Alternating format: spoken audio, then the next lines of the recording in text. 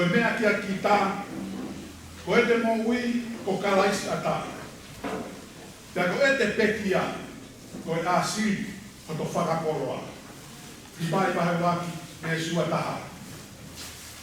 Tapu mo e tua mafi, ai o tua ni momoi ki ai he wak whae o potua ngao wha. Tau me ai mo tau nofu, hono maru he tau tangata, mo tau tangata. Tapu mo la ke tu katoa he o tonga, king tu ko wono, ko hautoka e whonua. Tapu mo taine kuini nanas pau. Tapu mo pilinis kalau ni, pilinis tu mo toa u kalala, mo whare o ha mohe o fo. Tapu mo taine Princess Charlotte Mafleo no le tuita. Tamu ai ahon. E whakalang ka toanga o tau whai. Tapu mo pilinis tu pere hake, lo tuita, mo he wei ke whonua. Tamu i pare mia, whawhikau koe tā pohima tuen toa. Tapu whawhong whaerea, wahenga hapai taha toru, veiko sataka. Tamu i pare sten maa lolo, whawhikau koe tā Alfred Moni. Ka maa whawhikau koe tā wheke mafu, mo i kotoa e kau taki lotu. Tapu mo ura matatoa, mo katoa ki pangai lahi, mo hamata fure. Tapu mo e whahulu mo tua. Tapu mo sexta, mo e whanau no katoa, umaha mo kuna. Tapu mo e palestende areo sesto kai koro ya kalaisi, mo e whikau ne seaskoro. Tapu mo e o tokon sike tari lahi, mo e whikau whapiak tatafu, mo e whikau se hospitakau. Tapu mo kau whaiwhikau sea no katoa. Tapu mo kau whaiwhikau kau tikoni mo o timonesi. Tapu mo sesto kai koro ya kalaisi i tongani mo o tumuri. Tapu mo kai ngā ofa katoa pe kia sola mo havulangi o tau kau whataha ia koe ni. Tapu ka mo tonga katoa pe i tongani mo o tumurina. O wawatu ki ai e whakahoani i e ngaru ea mo ngaru o pe. Tapu mo e whare kere o ene se wani ti. Whaiwhikau toke tā di whau wairea saulala. O toka pe e whakalake pā i Aotearoa. Tala mo ka pui, pe tarangata ia te ao whai ki tua, ka tā ke kamata e prokalama. Tā puakla, tau kau whatā heni. Pea mo whaiwhikau toke tā Alfred Moni. Koe paresten maa lolo, o sasku e skia tau taina tonga, ka kune whawhonga i mai, ai kau taki lotu. Ten tataki, ai himi uaki o tau lotu.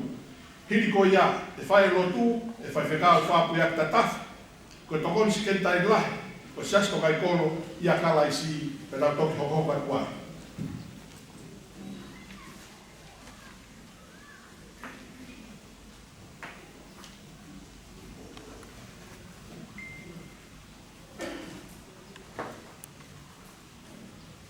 Ora ni mange au whangapuru Maria e hini. Ni ma whano hini kore e tōkore kore mo mea ki tau hiwa. Ke o whakasio mai ke kau māroro. O hao atu ke langi pe whewhe na urofo.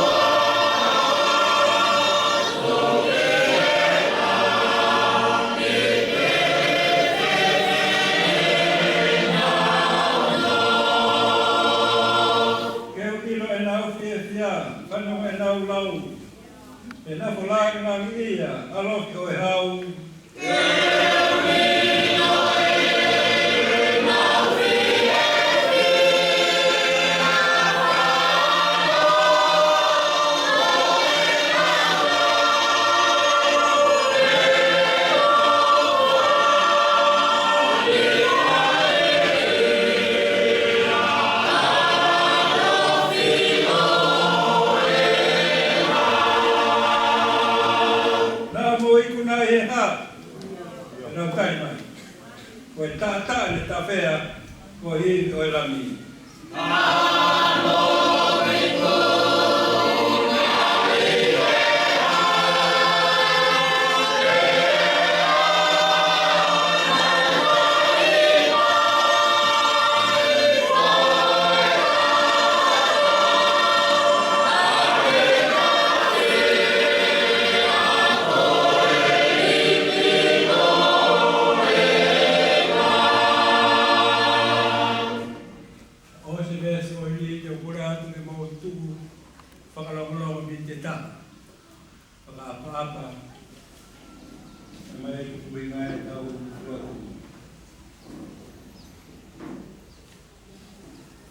Na mauloto fuape ai ofa ai otua. Na mola mui vai. Yo nau takimua.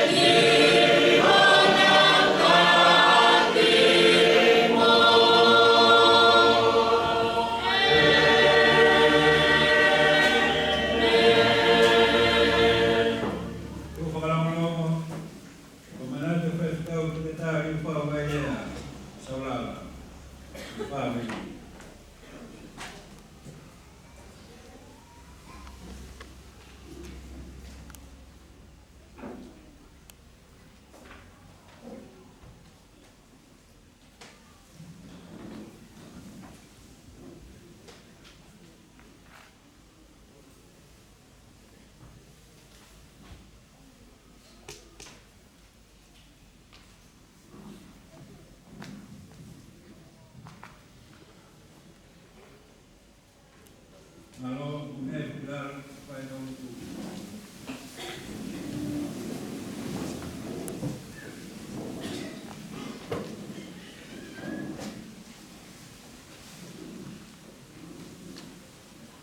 Otua maaf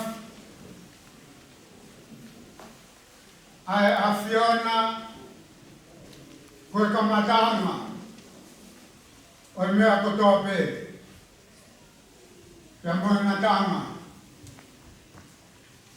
Ai afiona ko mau tupuanga. He mau kau fata e whamon ki ho for. Ie kamatanga na for noa amamani. Ikai hamea ta. Koe afiona toko tahape. He koe afiona pea o tua mo ui. Koe hau ka hiriu. Tatau pe me he kamatanga o a mai pea honi. Pea pe hea pea o tupu. Na ke toki whinangaro. Ke ngahi ai university. Aki pe ho for. Pea whaka ofa ai mea kotoa pe. He nai whakatatau ki ho whinangaro ai nai for aki. He nai hoko mai ai mea kotoa pe.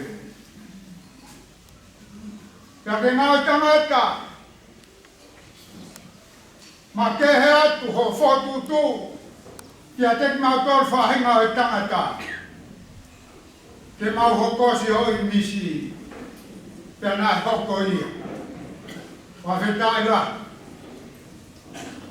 Pea pea mau whakamawhai e tangata. Ke a ana ai pule. Ki he mea kotoa pe ilan mo mamani. Mau whakawhetai he nai. Toka pe me kamata ama. O whakakau e maurere. Neong na hoko palaparema.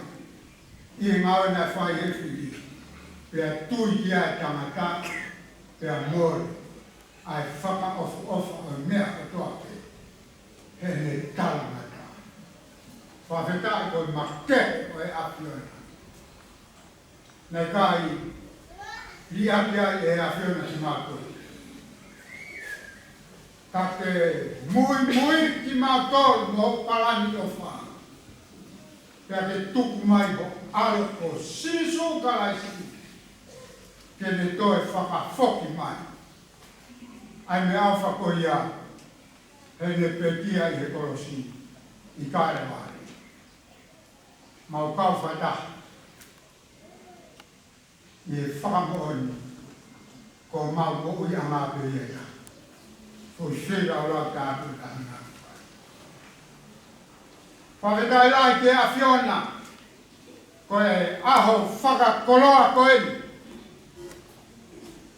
Ko i u ke whakatātahai ki mautolu i he koen e o tua maf. Ko i ko whakahaha o whaitutuni hao mo maani oni e whanonga o mauwhai. E o mauwhawheta. Ke whakakoloa ki mautolu ai ki whanuani. Pea ke whakatūtua mea ko tōpe me kamatanga. Ke iai ho mau tū. Ke o ona ho mau pure i. Whawhetai he kamatanga. Hane koe ku mau whanau ki ai. Tuku whanua koto na e whai. O mau marua ngai a koe. E tū loa.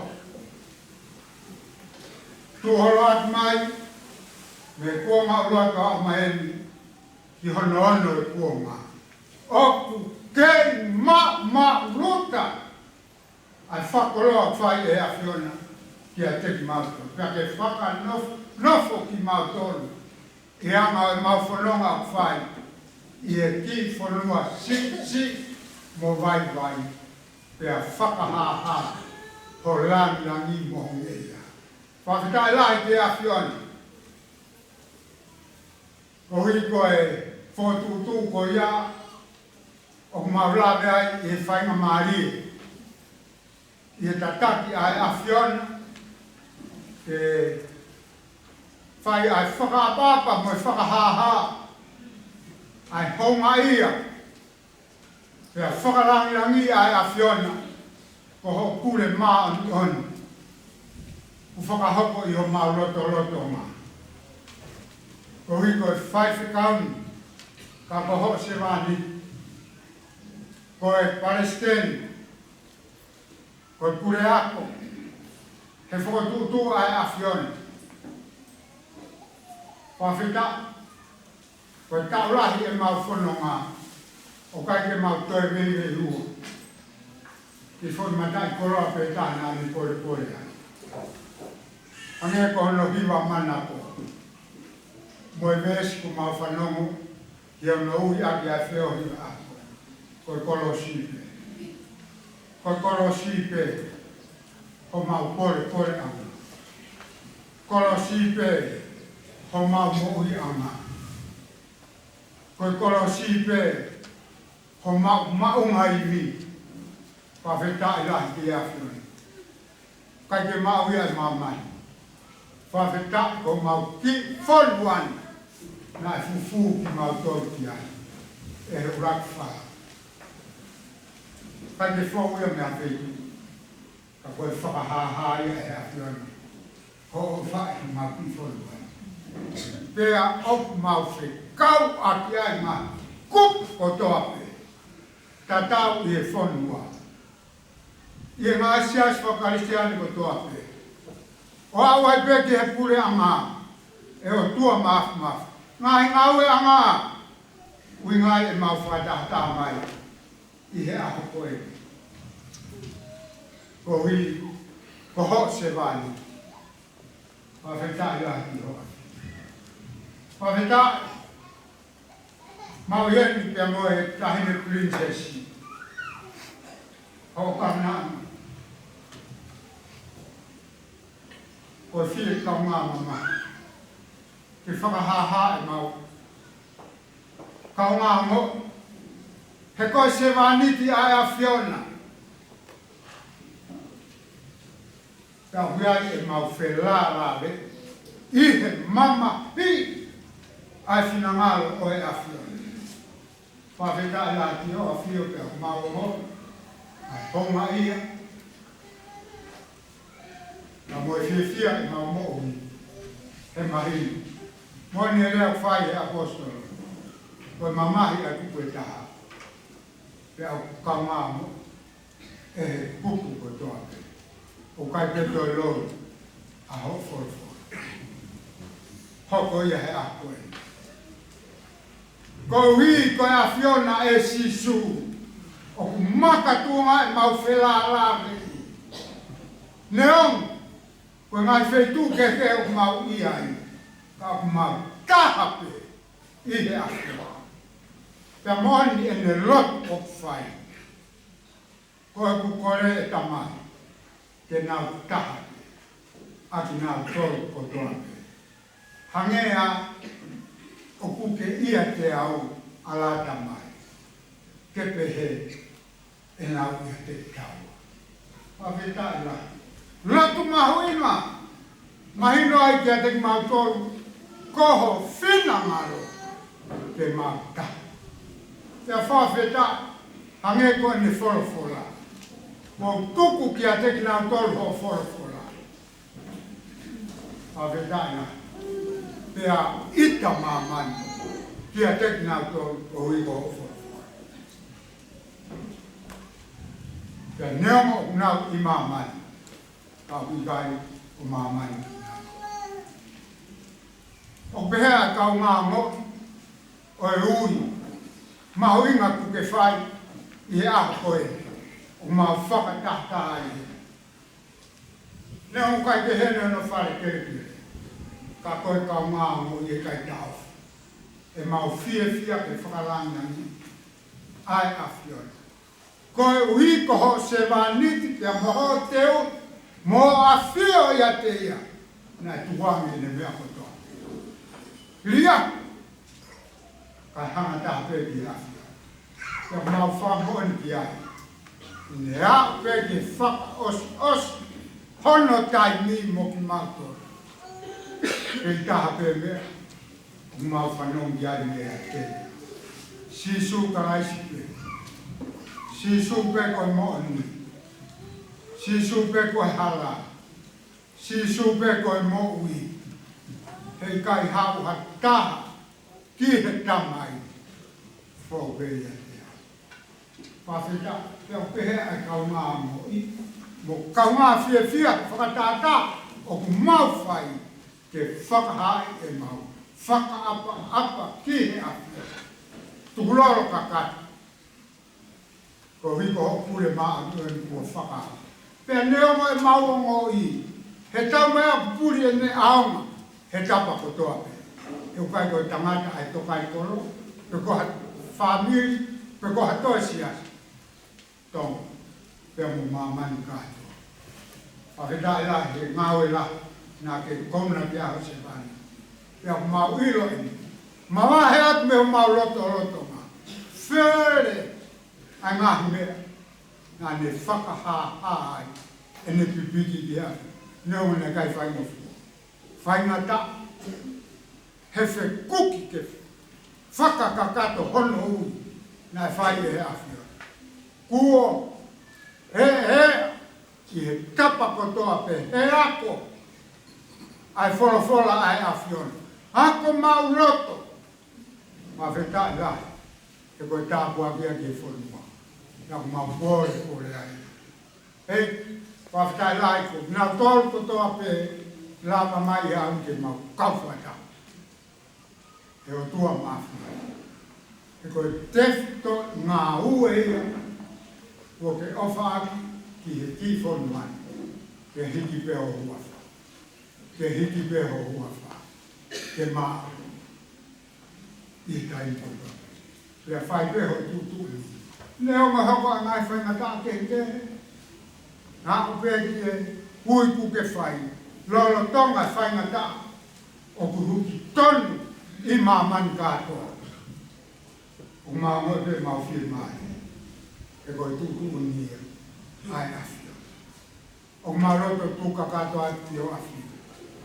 O toa family mo siasi o mau kifon wan e o tua mama. Fai tātou mai maton, fai kere si adete, whaka ma lut, ai ma tā koroa e o tua maf.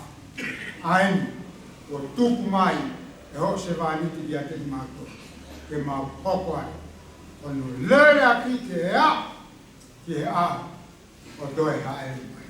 Tā whake toi mau i toro karamai. Ke hoko, ai whio hi okwhai, koha ki punga mata wai, kia te mātoru, kia mau kifonu wai, kia pehe wha. Hei koe mau rotu ia koe mau whawheta, ia sisu ka laisi o mau whakamu.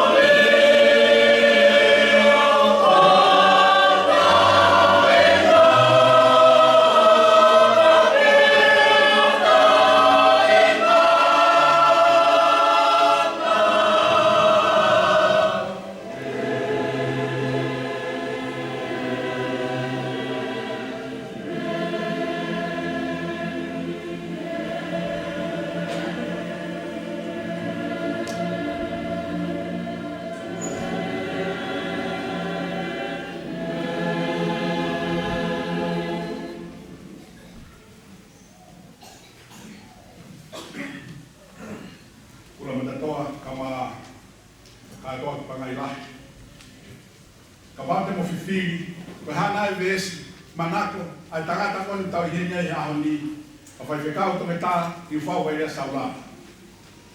Ongo vesi e ua. Koe mama tataki ia e ne whanonga. Koe ia nai nofo i loto hene mo ui. Koe ia nane hanga motivate ia. Toto ue ia, tua e ne mo ui. Ke iku, ke mea koe o tau i uki ai. Koe vesi ulu aki, e whakahopa atuia, e pala ofesa, ana mau i tau whiunga, tene whakafufonga, ai whamiri ko ia, o sen tui koloi. Kau toi e whakawa tā matu e whokia ana, ko pala ofesa, i e university ko ia kalaisi, i masa ia plasa. Ko e vesi hono ua, e whakahopa atuia, e associate professor, ko Isaac e, tene whakafufonga e ia, university o kalaisi, i e Pasifiki.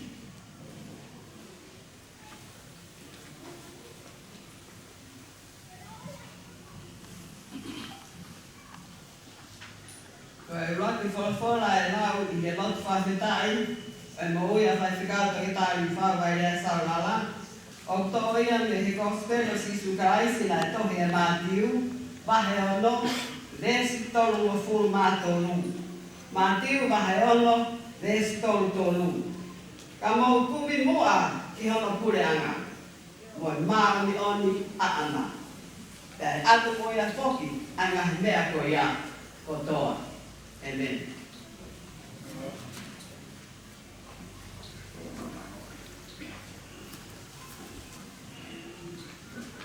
Koe whalwhala ko hano wā, kare tia mahe wā, ka koe gesi ua furu. Kua tutuki au ki he tolo si mō ka laisi.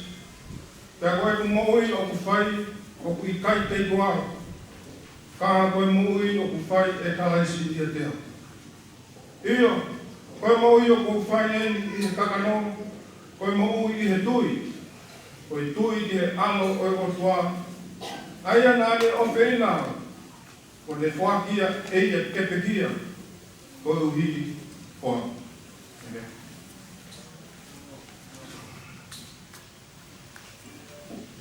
I tau kone whangafu maua, o lere mai e sesto kai koro ia kalaisi, mo i tau e whanoa, o ngai ako anga, wahe ngai hiva keke, o whai e sesto inu.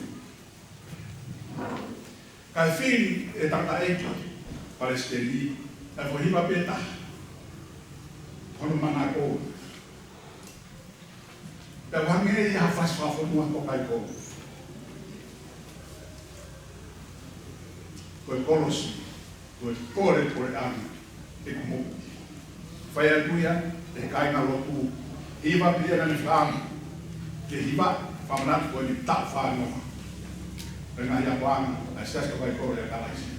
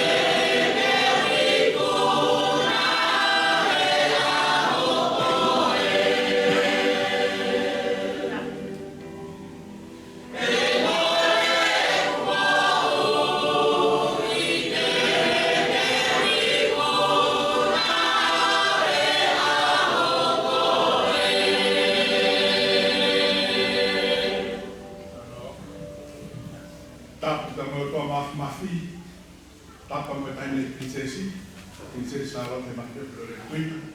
Pero kore ke ufanga I whatapu o se noa whaki, ka tā mōku ke whai a rea taritari o ia honi. Ula matatoa, ka toa ki pangai lahi. O hange peke a nia fihi manatu, te ko siulai pe tau nina tau I heni ai. E ka venga ta tau pe, ko ui atu o tua a whalamon saulana. E e whiawhini tau toi heni, ui atu hei ki, e ne tamai o eiki. Kai whikau to e tā I whao pai rea saulana.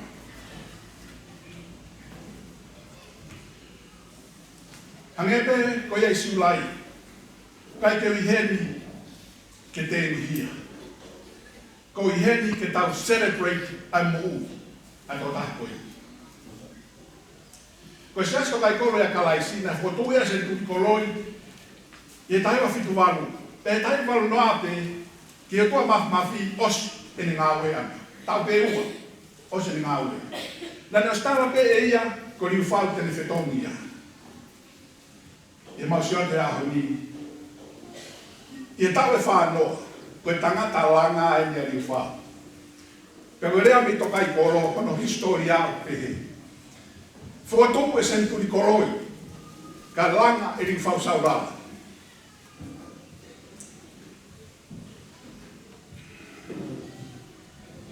Ko kore pe I taimisi, ke whai hawahe ke mue tāna koe. Whawhengoa kia peia, ha tala teu, ke kā tāna koe a ahoni. Ko tangata eni, he was ahead of his generation, I mea lahe. Pero kai pēle whoki, e lahe no whakanga. Ka me tangata mafulahi enia. Pea whiri tae unua, pea tō kāini he mea utui ki ai. Ka wegene pēha tu eia, pe ko hae lau kono hongo. Nai mea na se o whama mau ki ai. Ulaku, koe tangata na e faithful I hono ui. I he taipea na ui ai, ke ha, o whetonga se tui koloi he ngā ue. Koe oi whai ngā taa mo. Na ngā ue maarunga li whau ia, I e pureanga tonga. Koe ni esen officer ia, a pureanga tonga I Nusila.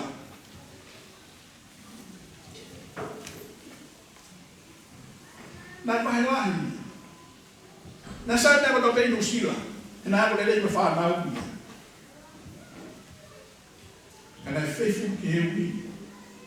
Ki hapi la numari. Ua. Koe tangata, na mo I kalusi whai. Koe tubuange koe ngā ue Nusila o wahe lahi. Kai hau ki lawe ngā maari o tae wahe. Koe tonga I whiha ki ne lawa tari e pore koe ia.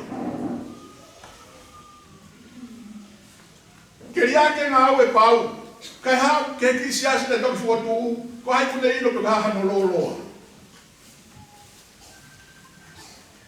Tau sipe kakai. Te na lawa tari e pore koe ia. Ko tangata pe e mafula, mo falala o tu, tene tari e kore. Tolu, ko tangata na e visoni. Nane manako, mau pe ke quote a rea I loa koia a George Bernard Shaw. You see things and you say, why? But I dream things that never were and say, why not? Rea ia na tāno aki, lo tonga le ako koe, e universito meripoane. Na ne whakau kau, e anga whewhe whotu hau universiti tonga. E anga whewhe hano whakalanga fu akau koe ni, a universiti ke ave ki tonga. E koe whewi, why not?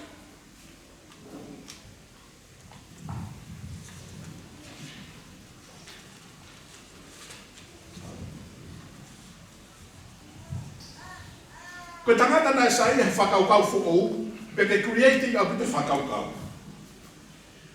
Nane visoni, ke whahiwa whakalotu, mo lau e deslau loto, I ngā spot whakolisi. Taimi na kamata e lawenga maari e, tala he ngahi apia ko polo tu ala venga mari para spoti na nau kata ahon lau wes lau to ngai tim spoti da ngai tim fafonua oha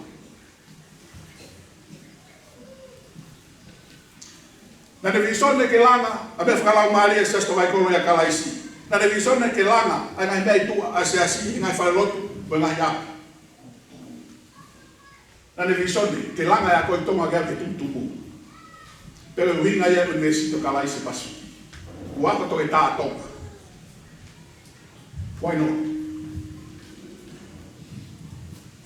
na divisone ke e programa fa sociale asiasi que ande tokoni hi atakai na kamata taiwa hiva toru a proclama fae o tau na firia kau fae to lahi tonga ova to te au a proclama ko ni pia ova banga taha biliona ko tu fa inga dia ofa na ne visone gefe au ko ipu ala venga mari ka fa data lo ke fe ko ya ova hela biliona banga ko tu fa inga pare foi não ko tangata na tukupa ki fai le taha na tapu au pinto me ape nga fa tabu ko tangata ko ni ne o be ha fra mori na ngi ni lawe ia ne o be ha fai na ta na ngi ni lawe ia le taha ko le taha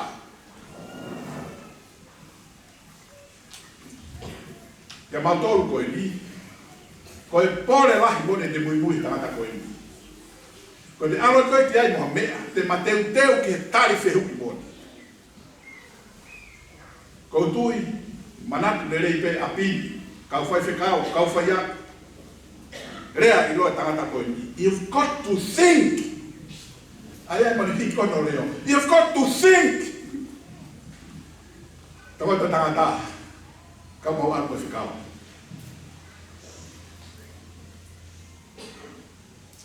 ko tangata na gai te tali ikai ko hatali le reia kai ke te ia no for an answer ka pau ko me finalo tu ake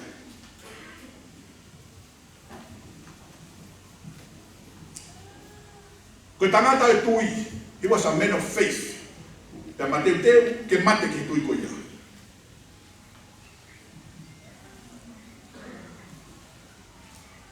na le tui ko tui kun ho ko tangata ke o tua pe ne farea ia fa ga idea ne ma wo fo hangai ko ne rea na pe ko kristiane e to ne we palmare mai kune ma o tua kune ma la mare ma no ni kune ma fo fola ha to me ta to firma ha palmare ma trabalhava em guarda solo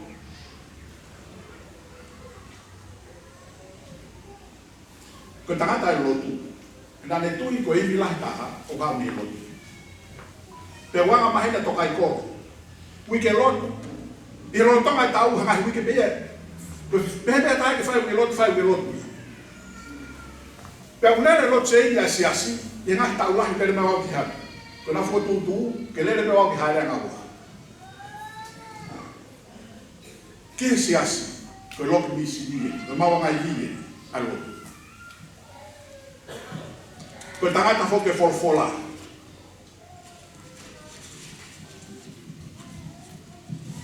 ko forfola ko elito e de mongui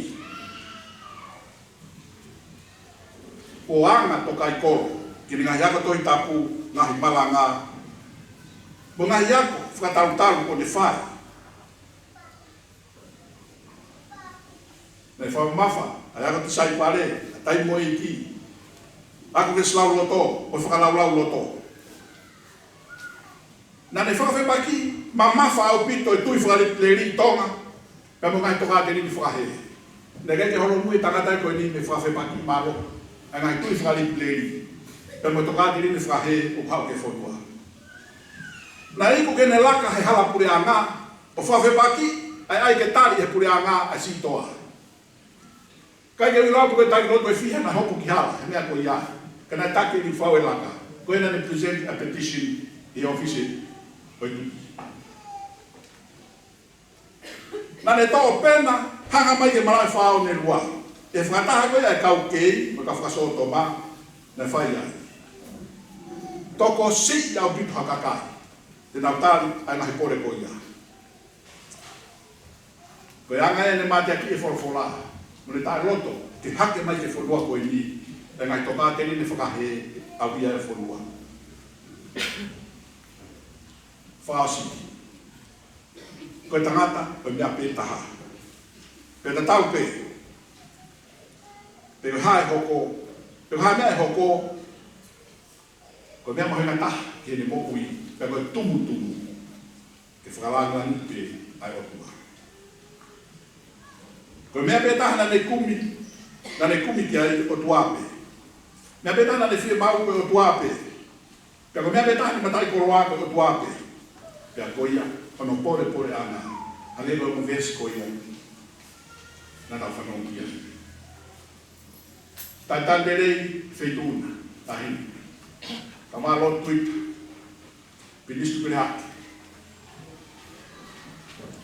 Kau tai plot, kai ngā o whakatoa pe, whamiri, whahu, pege u motua. Tau celebrate e mo ui a tō taha make. E tau tupe o off, ngā ue te whae o tua e mo ui. A pēru whaasa ke. Ko ri whau na gai te kehea mea taha, ke tunga koe ni. Na ene ngahi vai anga. Na ene ngahi tō nou. Na ene ngahi whihalaki. Te ria nā pehe ko hau ke viki hatangata. Na ene tō nou, hange peko koe, hange te koa. Ka koe pō e mia, me manatu me ui. Tua whai. Kokore, uraki pōpuaki koia o e whiawhini, koe pōpuaki me hene awhio King Tupouono. O tui, o kai e pūri he whare o hapoi o fō, ai tau ana ai tangata koe ni. Tangata na ne hiki, ai langi koe tui o hapoi o fō. Ia e ria pe. Whawhantatara whoki maurena ko ia ki palasi. Ke whawhakawhiri mai ene awhio ki e ngahi tāna tunga ko ia e university. Ma whanau tala noa pe ne whorofora he kauka tāpune. E hao e ki siasi ko e anā. Siasi o nau whai a rerei taha.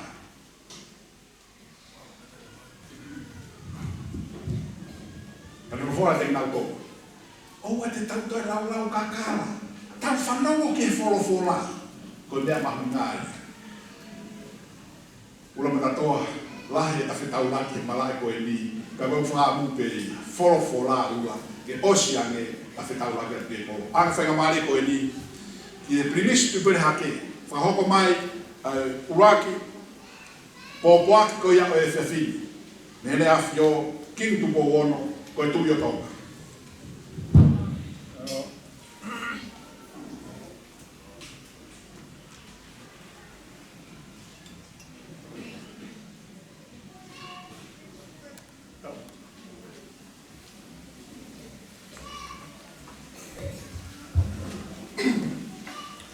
Tapu mo tolta hayo toa o mea whio taro tonga. Tapu mo tahini Princess Pure, sa alote ma whire tuit.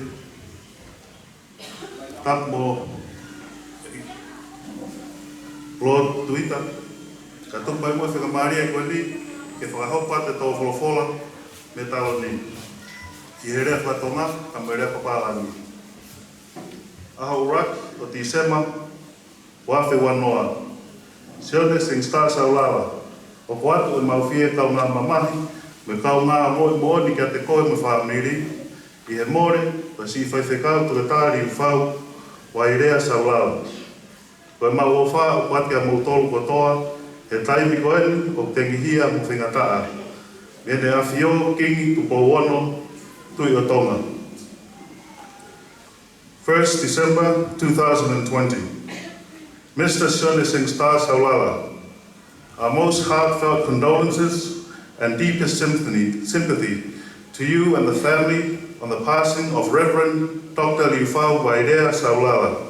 Our thoughts are with you all at this time of sorrow and grief. His Majesty King Tupou VI, King of Tonga.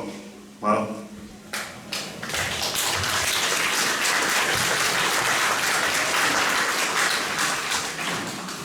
O kore tato pas.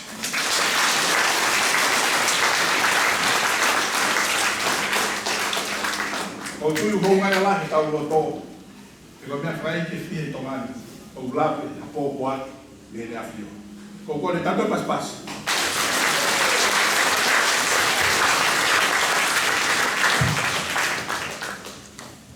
E tau kamata ato e ngahi manatu me rie, pēku hieni ai whakamoa puna.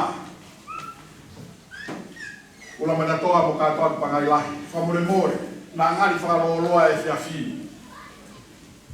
Ka koe awa e whiawhini kai ke whoku mai. Pēku whakamoa puna ni nau i heni, pēku hape loloa ha nau lea e whai. Ko tui, ko nau aho ke heni.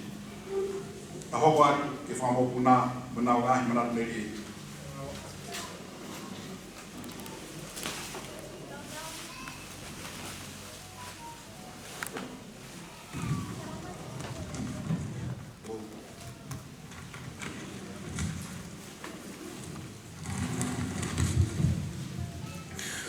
Ko kole ke o whanga e ngai whakatapu ko osono whahau whake me moani ko whaia manatu o whake koi ko eni ko Reverend Dr. Lifao Valia Saulalo.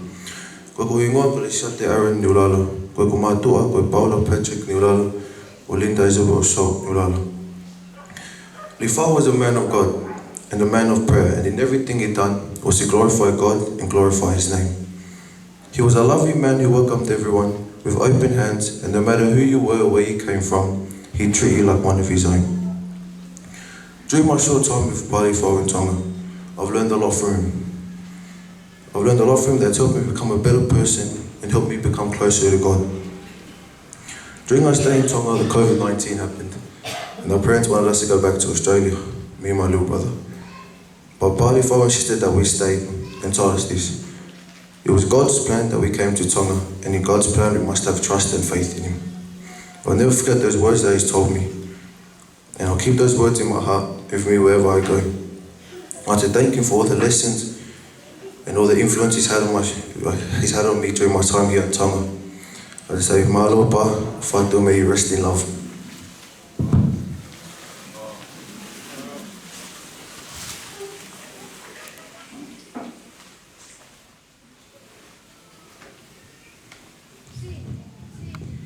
Koala ke o whanga ki a whakatapu ko a sine whai. Kai tā ke whai ki manatu me ria ki a kukui. Reverend Dr. Lifao Valia Saulalo. Ko ki ngā wharamoni rurina oi mu isi Lifao Saulalo. Ko ngā atua ko ati o tale Saulalo. Ko lahi tā au e whanau e toku hiwa.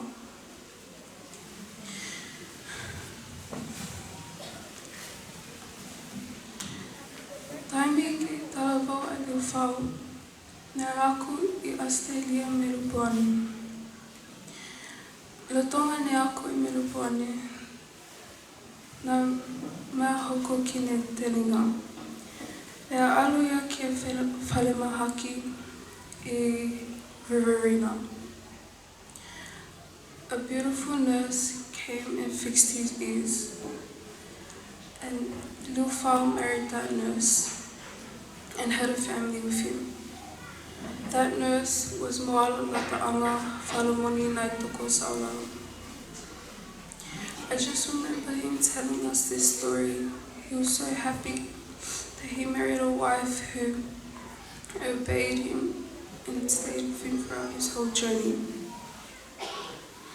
Ia ahuaua o sune waftahiwa, nā taramai e pā ke mahau o ako i Tonga i o tawhao.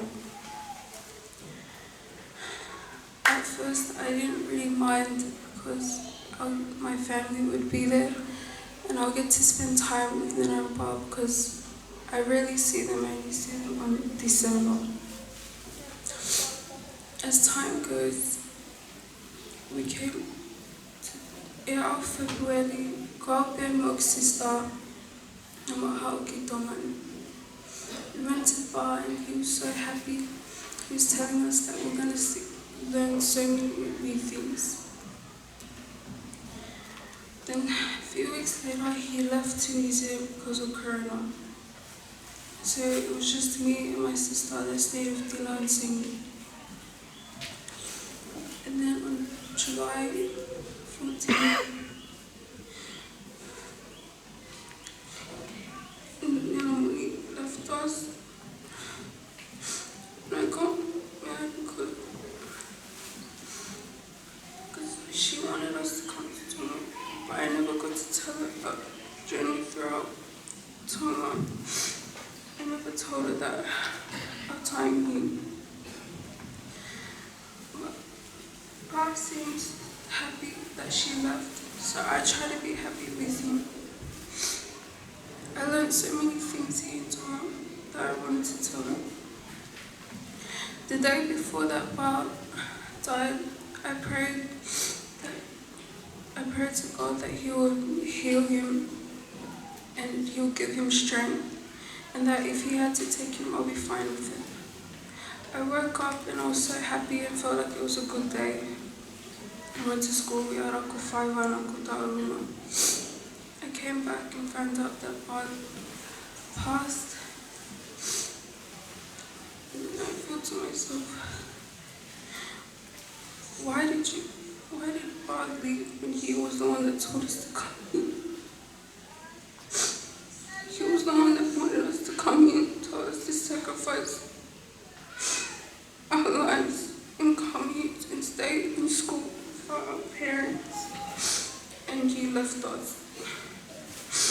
And then we were able to say goodbye to him.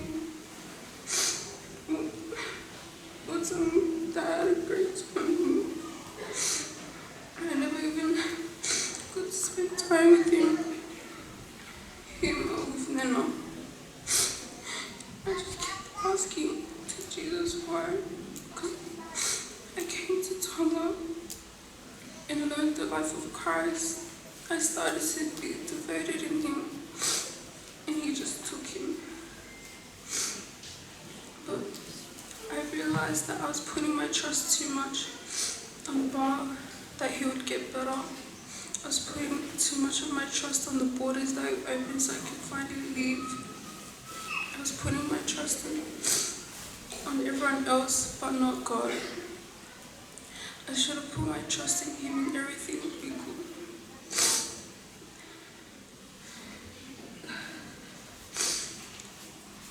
Aloha tangata eki kawa pole pole atu.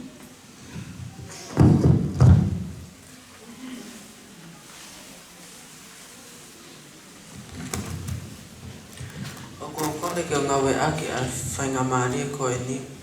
Ke o whai ha manat media ki a Reverend Toketari whai walia saulala. He koe ta mai en ke whanau pia koe kui ke whangamopuna.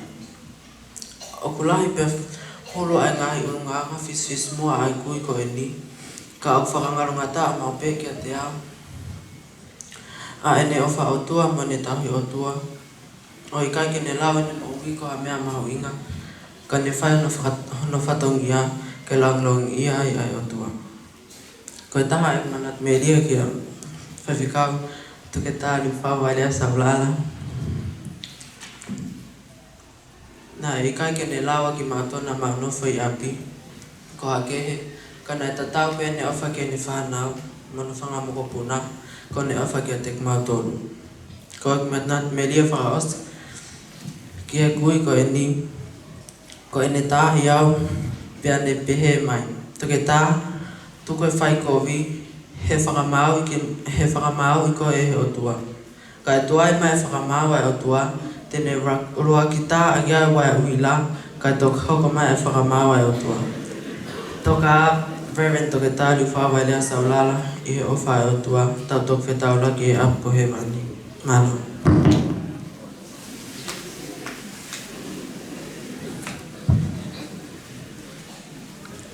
Whanga e whakatapu ko o hono au whaki, ka e whai e kumanat o whaki e kukui ka Reverend Dr. Whai walia saulala. Ko e kuhingoa ko Lady Love Taimani o e ofa saulala Junior. Ko e kuonga mātua ko e First Believer Ati, mapapalangi saulala mo tintale tukuanga mo I saulala. Ko a ko e whikaua I he whanau toko hiva, ko e kumanat O ko whele e ngahi memories o kua manatu ki ai during my time with Bali Fo. But there's one that I'll always cherish in my heart and carry with me every day. I he loto whale mo hoko leo mo loto ku whele e ngahi lai tāku tau I Holisi. And there will be nights where he likes to talk about the photos. He always has a flashlight with him and he'll usually shine it on one photo and then but then if whakamatala ko ha story na hoko I e fui lai tāko ni. E ko matui ko lai tāko ko ni na taimi nai kei tala vaupe I whao. Pe taimi nai kei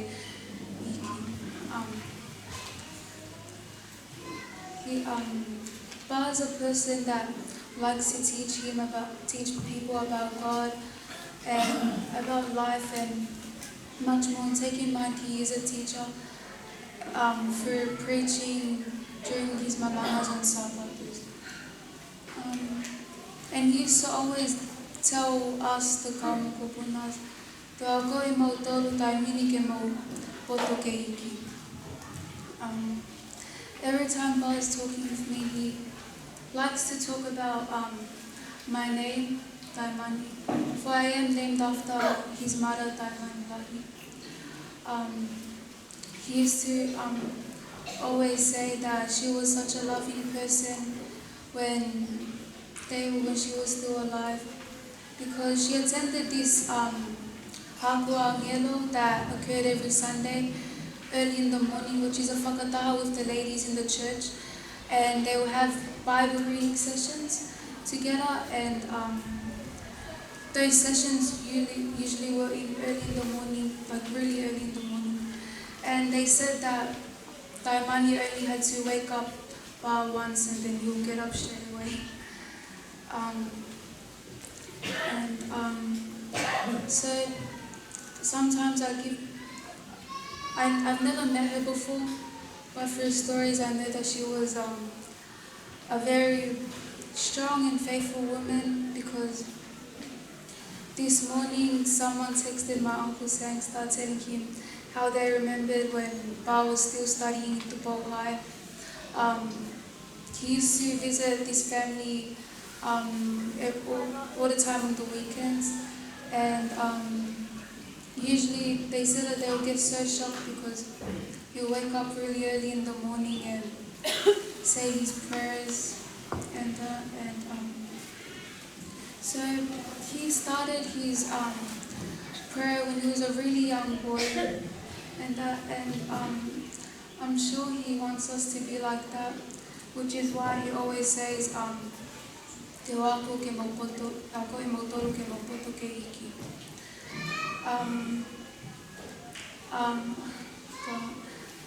I know that Taimani, she was also a very faithful person, which I know Ba would have wanted me to be like her. Though I've never met her before, I wish I had a chance to meet her, but she died before I was even born. And a song that I would like to share with you is, it's a song that Ba Liufau used to always say, ko same te tata valu vesta fitu ki ta valu, e kai teo mate ka teo muui atu, pea ko e ngahi whaia si hova teo aau, ko hopu ngauhi e ika ko e mea kehi, kana e kai tene tukuwangi ki mate. This was a psalm that he said to my dad, Tintale, when he was in the hospital, and when people thought that he was going to die pretty early. Because while he was ready to go to heaven a long time ago, it was just that we kept on asking God for more time with him on earth. Which I thank God for giving us that time, but there were he in Tonga. All we know is that heaven is our final destination, and we will see each other again. Thank you for this opportunity.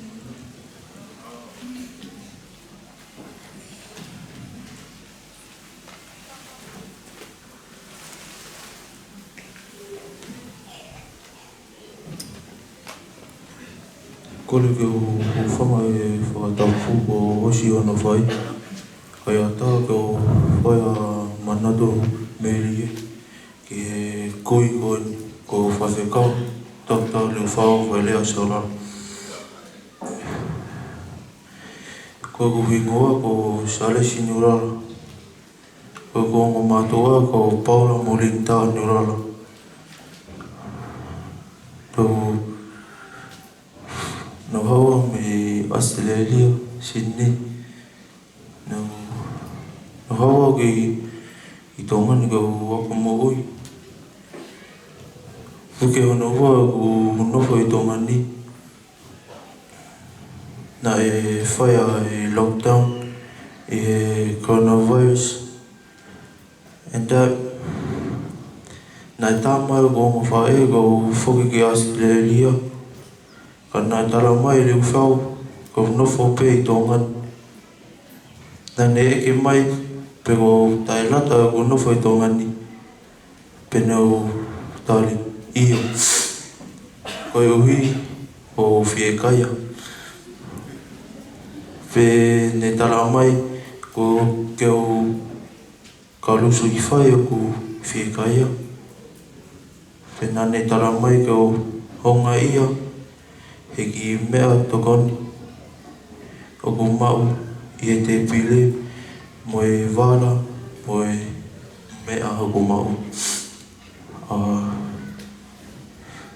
O whātou pā, rest in love, hoi awe, mahalo.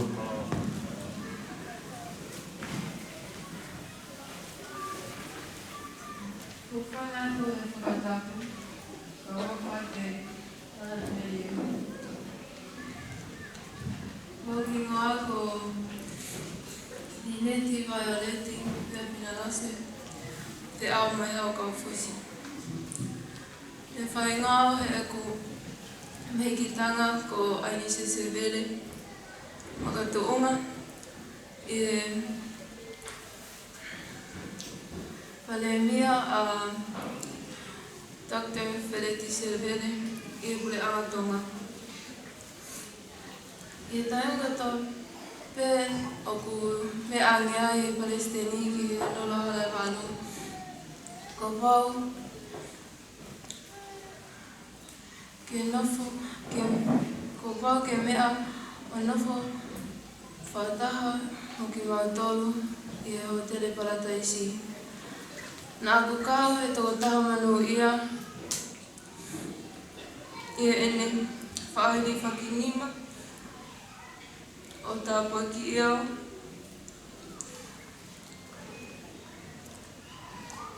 Tā lupe mi manawa. O mai ke fulahi ko eni. Nā ku tupu hake i kaha o ku ongo kurpa. He nana o si maulolo na hoa. Aia. Ko soria i whailatonga. O whasi mai hawhi atungi mo whisi i hea. O rei mātua. Ko reo whau.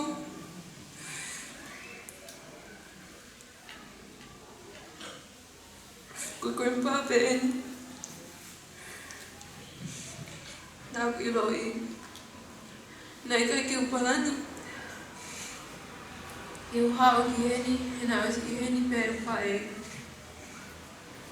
Nā ku kole pe motangi, ki u tangata eki, ki a soli po oi. Ki uhao. He ku grandpa pe eni. Ne talo eksu, e tupu, no eksia ki ai. Pea koia pe nā na whae o whae, o whakisi a tau tai. Pea moana whangatehina, ele no pare ika, o si mi mao. E se ta enti pasi, mama kere ta mao. Ko nau kui, ko vaisio ne mao, ko toko huaia o mere taimani.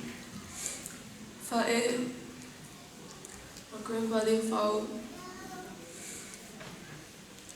O ko mo Wesiliana, ka o ko wako e a pea ko whakaristiani. Ko mama anga, aia ko hana moto. Ko mo ui a kalaisi. He ko loa toia o Grandpa Liu Fau. Ke mo ui a kalaisi. He tatau atu he Grandpa. Ko lelei ko tō pē na ke whai mā aku. Na hiri o taha pē o whie mao. Ke o mao ai mo ui taengata. O whātu ke whawhonga. Grandpa whewhekau. To ke tā Liu Fau vai lea saulala. To ka i e nonga me whie mali ai eiki.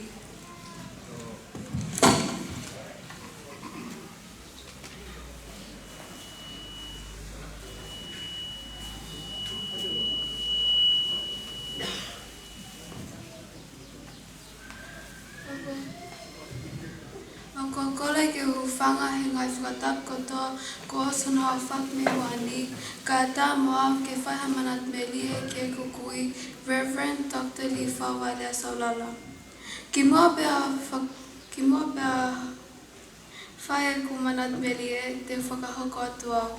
Ko kingoa ko melea poinita ke ngai tap salala junior. Na whaelei au I Maui Hawaii a Hawahiwa o Tisema of Mafitu kana o tupa ke pe I tongani. Koe lahi taha au he whanau o Sexta mo Christina pe ko whikawhitu au he whangamukopuna o Liu Fau. Ko Sexta ko whikatolu ia he whanau o Liu Fau mo wharamoni saurara. Ka manat me lia ke kukui ko te ko taha lot maoni mo apasia o tua. He nai kai ke puli ia ki ha taha pe unga ai mo ui lot maoni a Liu Fau. Ko mea lahi na akua ko mehe e kukui ko tu ia ke whaingata a. Pe ko pehe tu ia ke whaingata a ko e ne lotu. He nai ai e ngahi mea ne kai ke te au na e kai ke mahino e ke kusio ka kia Liu Fau na e whaingofua pe ia. Ko uhi ko tangata lot maoni mo loto lahi pea whalara o tua. Hange ko whaingata ia whakasino na ane mo ua ai. Na I kai ke te whakatoka ngai ha holo pe vai e ne tui ke ene o tua. Pea mo ne lau e apostolo ko Paula, tau mai ana ne lau ene mahu ui ko ha mea mahu inga. Pe tatau kia te ia ne lawa ne whakapuepue mo la kangana ne mau he eiki ko sisu. Ke tala tonu e ko speri o ke lesai eiki. Ko manatu e ku ke kasi ono, o he tau ono, he wafta whanai, na he ke minista tamai, na nau ko leangi ke whai e tau lunga he waha koe pot ngau e tautai mo ngoue. Nai lahi ngai whasi ka nei tara mai pe e Liu Fau. Ke u wha taulungai pe kolosi ko fuafua taulungai ia. Pe wafta pe I he wafta halima na e haele mai ai atu paugono he whakamanatu e tau tolnima ai kolisi la venga mai lie. Pe ne ta whake wala a Liu Fau pe ne kole mai ke whai pe ai taulunga koe kolosi. He tau ni nai whau e hiwa whila vei mone na wharamoni ke mau taulunga he tau whanoa, whakamanat koe tau whanoa e kolisi. Ne taramai pa Liu Fau ke o te mau ai hiwa ko ia he nei kai ke lava ha ngā ue ia a ia mo wharamoni ne lava. Koe ngā ue pe taha ne aunga mo mahu inga koe mea ne whai e karaisi I kale vale. Pe koe ne mo ui pe ia koe pole I he kolosi. Ko hatoe manat me lie ke kukui ko tuko taha ofa mo ni mafuaki. O tatau ki taha kotoa pe. Pea whakatoka ngai, nai kai koe ne o whaki ngata pe he whanau mo e whakamokopuna pea mo e kai ngatoto. Kana e tatau ki taha kotoa. Ke siasi, whanua, whamiri mo e kai ngā. Ne ongo e kukesi, kana uksio ke whawhonga sisi I he kukui. I he lea ngā ue ofa whakaukau mo I mea kotoa. Famili, kauka nofo hifo ke whakalau e manat me lie ki e kukui e aho e pōni. He whakamataro e manat me lie ki e kukui. He koe taha e mea e ne tokanga ke lama au pe ma wholofola mo ea koe ma vesa loto. Pea ka ai hamea tene taramai ke whae ka te tangata ki ai ko pau ke ne wai uila i kita. Ko ia ai o atu ne whamailo ki te koe pā hoa kona kiki mautolu pea ko maulalahi. Pea ko ngai mea kotoa na ki omi he ikai te mautoi hiki me iai. Ko le pe ke e kike ne whapipiki ia ki o mauloto pea ka ai hau ofa ki a koe pea tuku ke tā ngofua. Ke tā ngofua o whae mea kotoa pe na ke a kona ki au ki ai. Pea ko ofa alahiat ke te koe hui wafa sisu kalaisi. Whalaua pari whau ko pau pe ke tatoi whailoaki because heaven is our final destination. Ofa lahi atu lewe lewa malanga kai tau.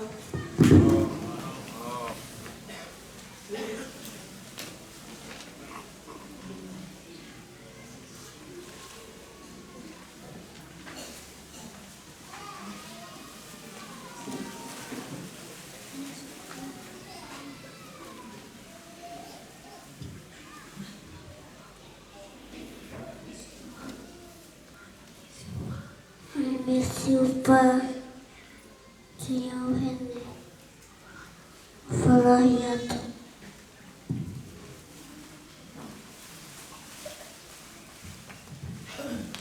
Whakatapu ko toa mafi. Aia ne tauhiki ai e kukui. Whakatapu ke princesi. Salo te mafi leo milo leo tuita. Molo tuita. Whakatapu ke princesi. Tui pele hauke. Ka ata moau ke whae hu manat merie. Ki mua ia te whakahau katoa. E huingoa ko William Sangster o Lavenga Mali e Saurala. Ko e tamai ko Sangster Saurala. Na whae le iau I Maui Hawaii. Ia wha mahinaua wanoa ngafulungu. Ko tau ngafuluen. O manatu ki talanoa e kukui. E ne tau ngafulu. E masiva whangata ai mo wiwa wau. Na sio ki ai ne whae tai mani. Ne pehe ke ape ki ha moa. Ki kumia e moi. Ia ne heka e waka, ne tuu he kaukau. E alu noa ne roi mata, ne sio ke ne whae, he tangi pe mo tātaro mai.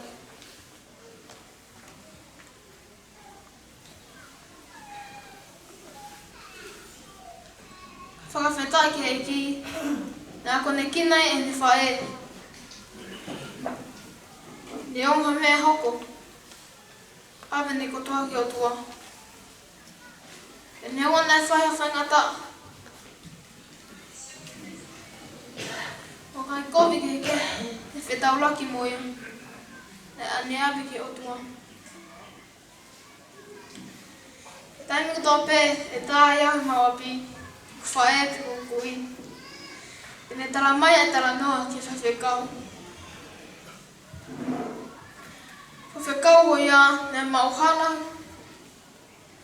E nei tuku aki I loi ki ngahi kovi ki heke. Whakahupili sone ia, o wipi tuolahi. O taku mawake ki mui, tanai moni pia whawhekau. O au ke ahu ne tuku ange ia me pili sone.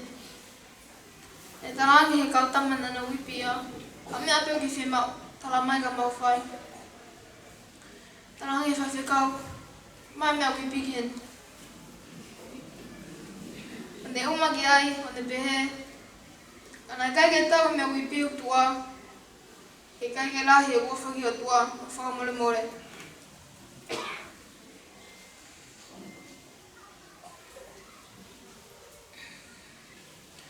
O lau hapa, me kua wha. Whai ngalo i o te au, wako neki. Wako neki nau. Ki iahe ah, te hoko ki a te koe. O talaki o ngongore rei ki sei tu o tō pēr. Tārai ua wha, Ke nena mo Christopher. See you in heaven. Bye.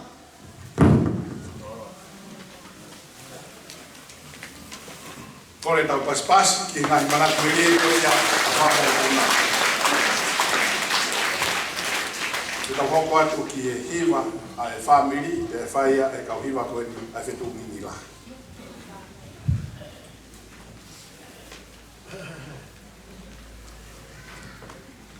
Hiwa e o falahi. Hota koe ri mua. Ane hifo ki mamani. Ki hui e popula. O whae ka kua ofa. Na le whai e a kau. Si sona ne mate noa. Ki hui. A koe e mau. Tapo e a whio e o tua i o tauloto ngā. Tapo e tahine Princess Pule. Salote mawheo pule le tuita. Ka maano te le tuita. Te hao whake whaatapuni. E kou kore ke hufanga ai. Ka tālo ki mautolu. E kau hiwa e sisuka whetungi la. Kau whaatapa mi whamiri. I whawhia whia ai. E mo ui, e tangata e o tua. Reverend Dr. Liu Fau Haidea Saulala. Isa utara noa e wholofola. Ai o tua. Io koe api o he wani. Hamusi pe he kautoa. Io koe whawhetai anga ia e tau mo ui. Na iai ha tangata pe heni. Na ene tuku mai ki mamani. E ngā wei. E ngā wei e ki. Mau kau whataha pe mo sione Singstar Saulala. Koe hiwa pe he. Le manatu ki au.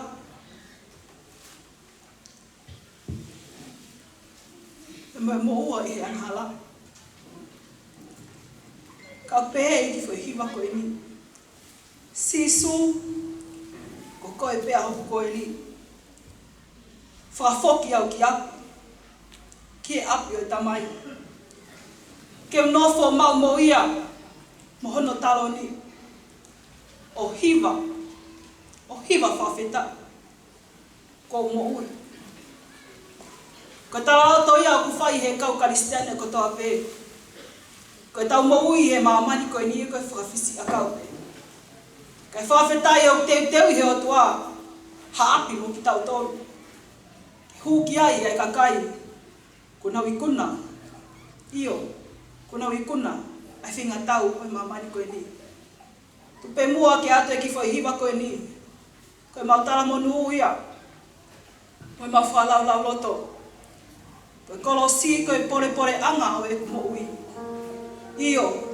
Ai kolosi nei pekia e eikosi sukaisi. Ko tau koe ni. Hiri ai ngā ue. Maaloloa. Hiri ai fua kolosi. Mau ai kalauni. Amen.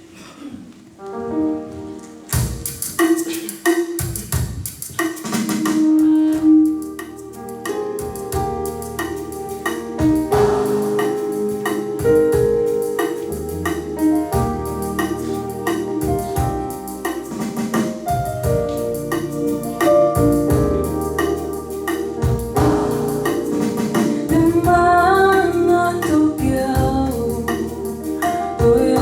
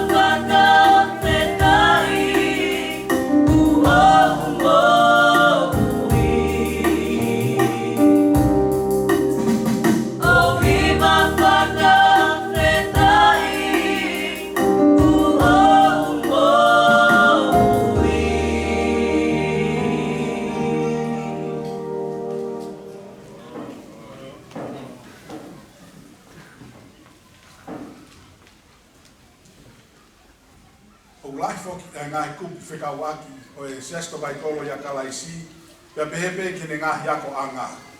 Tau te fito ke Universito Kalaisi e Pasifiki. Lahi au pito a ngahi pōpoaki whiekau ngā mamahi. Whamare more ula matatoa ka mā katoa ki pangai lahi. Hikai ke lava ke lau kotoa ia he loloa pite tau pōkalama. Ko hawale au pito hangai whi pōkalama vave au pito e tau tuku. Mahalo ma wako he pōkalama ko eni na whai heni i Sanua i Siulai. Kake e whahoko atu a pōpoaki me hongo palo fesa e ua. Na o whakaunga tā maki i e University ko ia o Kalaisi e Pasifiki.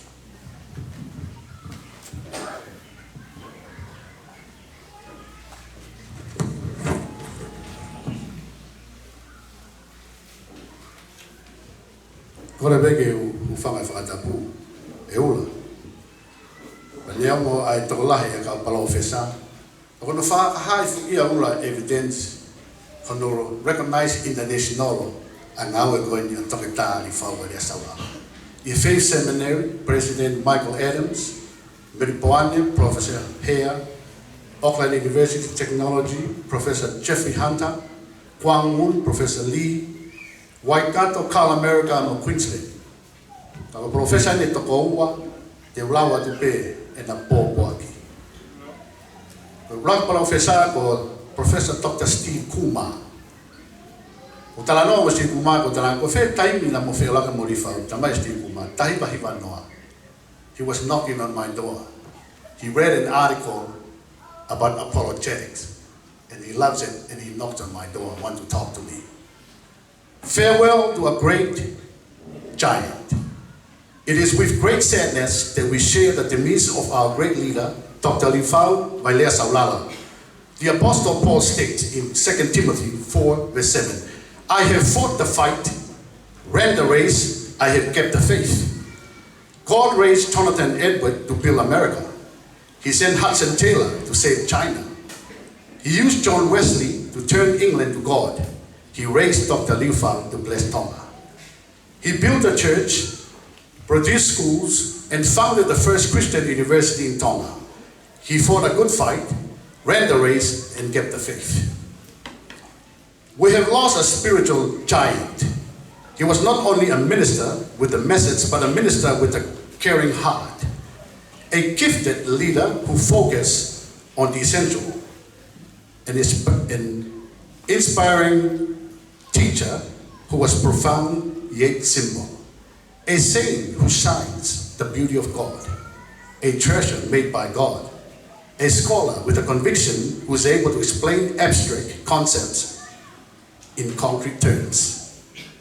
In the climate of relativism and skepticism, he stood firm for absolute truth, always ready to defend it. He believed conviction must be conveyed with compassion. He would rather be unpopular for the right reason than popular for the wrong reason. His life reflects the wisdom of God, the beauty of kindness, and love of a Savior. He lived in a humble house, adopted a simple lifestyle, treated everyone as equal. He cared for the poor and the unfortunate, comforted the grieving, forgave those who misused him. He was never proud or arrogant. Jesus Christ was his model. The Bible was his compass. The church was his family. He loved his country and the king. He gave his best to serve his Savior. He is a legend, a unique man of God. The world has lost a wise leader. He is irreplaceable. We will miss him, but his work must go on. I well remember meeting him more than 25 years ago. What moved me about him was his passion for truth. All those years, he has never lost his gentle smile or his love for the truth. His interest in defending the faith is remarkable. His legacy must continue. His message must be heard. He gave up what he cannot keep to gain what he cannot lose. And may his memories live in our hearts forever. Amen. Lang Dr. Kumar. Nakono hoko e ula magatoa. Wetanga tayo Professor Brian Cusick. Tayo na Futua University. Firma iti Indian piha ka Professor Matata. Meron na sa iya ipa. Ngawa alifaw ko Dr. Cusick. Dr. Cusick was a Christian. Kapag natula be alifaw. Neo ane kumbe na Professor. Kani fia ma be. Kaya iha Professor. Detalhe sisu. Dear Alistair and Sangster, I was deeply saddened to hear of the passing of a distinguished professor, Reverend Dr. Lifau Vailea Saulala, Vice Chancellor of Christ University in Pacific, President of the Tokai Kolo Church, Christian Church. He is a great loss to all but thoroughly deserve the rewards of heaven and the entry into eternal rest and peace. He is and will remain in our memories as a distinguished leader who established Christian education opportunities for all those around him. He had a vision for the future and a better and a bigger opportunity for the coming generations. His steadfast trust in the Lord Jesus and compassion for the people were seen in the action and building of a complete education system from preschools to the university. He was true to his call, and many Many have been blessed by his faithfulness. I clearly remember the day when we had drawn on the rugby field at Lavenga Mali. The Reverend Dr. Liu Fao, as we knew him, had come out with a large group of staff and students to see the new piece of technology action. After flying around and taking some air photos on the campus, I handed him the control. In his usual humble way, he said, "Me? I am sure when God called him to do his work, it was the same. Me?" I said, "Yes, it's a piece of cake. Just do this." He took the control and flew and flew. He had the delight and joy of a child learning something new for the first time. It is a great credit to him that in his senior and distinguished years, he still had the love of learning and blessed heart of a child. He flew and surveyed the whole Lavenga Mali area from the air. It was a joy to share the moment in the company of such a great person. In reflection, the song Fields of Gold, so distinctly sung by Dr. Melissa Olala, Education comes to mind. The lyrics depict the glory days of life and the moment in time and created the future. We have all walked in the fields of gold because of the relationship the Reverend Dr. Liu Fao had with God Almighty.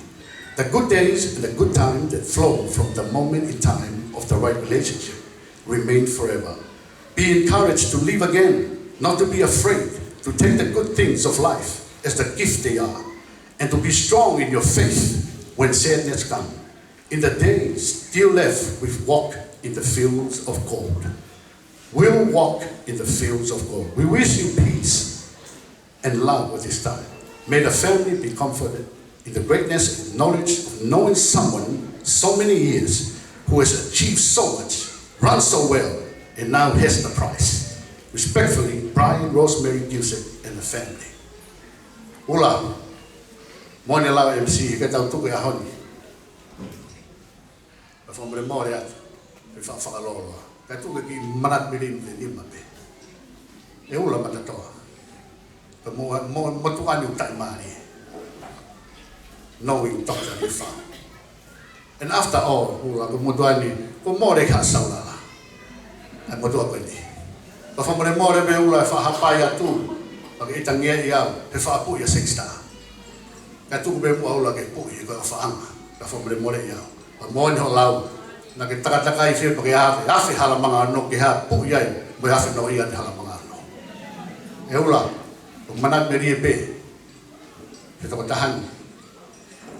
My father, we migrated 1979. Siasi kunga koto pakola. Ko Pekina. I Amerika. Mani si awa whenga polisi. Ta ame mautoro. Ko masiwa. Ko au lahi taha ula family. But now I wanted to live the American dream. I wanted to play the game. Tahiwa walu ni ma whitauraki ai. Ko tau taha walu ia. I never thought that kaha taha ne liliu. Ko hae au ki Amerika pa te whewhok maki tongai. Ta mai rifao. Mai kafa. Ko e tō to ato na wenga maari. Hape ki tape taha. E ula. Ne wawhe be o si mau hoa ke si si taha. Ko si ripa. And then from that day, now, feel up to now, I make a good choice. Not that I married with a family, but I'm not a farmer who is Sisukalais. Of Alayat, a wafa Sisukalais, Malon.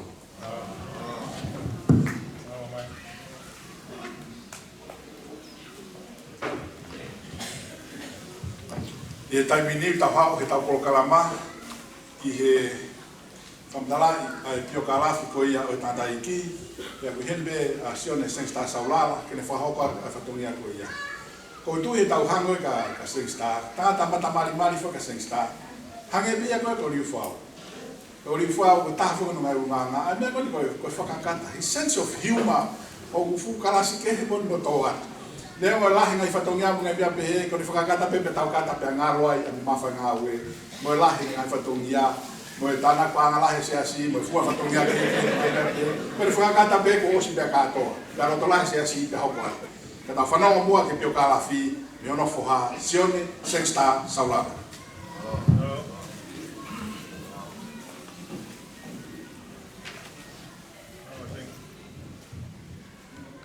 tap mo o to mafi ne omi ba de to ko tai riwa tap ke hawe fanwa tu powono ko te ngoi hongari ia lahi ko fora ko to e ko tap ke tanya princess feina toga sarat ma fe tweet fe galo twitter honga ia lahi o mea mai siurai fineki o te mea mai poni ko tandai ki tap ke taki o ha talafa kampeni si te break na tu mo ke faturo watu fatap ka kato wa fa ki MC e fini ka fu ho ko atu a pio kalafi o tandai ki kon moni o kai ke ulava ke makapusi ke te ulava ke fo mataraki ai ko ngoi ke te fo mataraki fe pe kamatami fe ke te fo asiki fe e fe rao e tamai tandai ki o na ya hamia te mo te manat mere mai ke te am fo matara ke te au une fatau fe a motor pot ko fini e ki no sira to e fa nau fa mat mere no pe tandai ki mirok fe ka bagi na orwan ta ki tandai ki wa ha wi ka mo fa matara ka fala moni wa ngau ni lawa fala moni ngau e pe ta ma o nga ngau ni fa kalais de kolosi ka o toi ka mi abiong ni fa mai ne mo wi ka pe kola fe tandai ki fa bon bore family ke tope hakonga pe ke ko ngai ngau e ko toi ko fa ko te MC ko fa fikau to tari fo va re saulala nai fa re i ring ma tu babau a wa ta sune tai va fa ni ma ko ne o ma tu a ko va re saulala e fa no ke hingo to i vai hoi ko foto te hina o tamati brake ko ne fini e ki ko tai mai hange ko na fa ko tu e kai te to e fa ki ka kumia i vai pe ai ro tatau hala mga ano tango rereka funga ore tare maka ko walu om hangana bagai tapa kege kawai ko fambi fatongai ko tahai ku yari fau ko tangata ne malanga e toe ofa tawal tol fa i toi ko ai sia bobor ko fa fie fa tanoa ke koi ni we fo ta fa kita fa talambai ke tanoa ke mo ta fa ko o mahanga mi ha pai ha via ba mo saura au to yo to ma inga ian pe ya ai sia mo bore po to ai ofa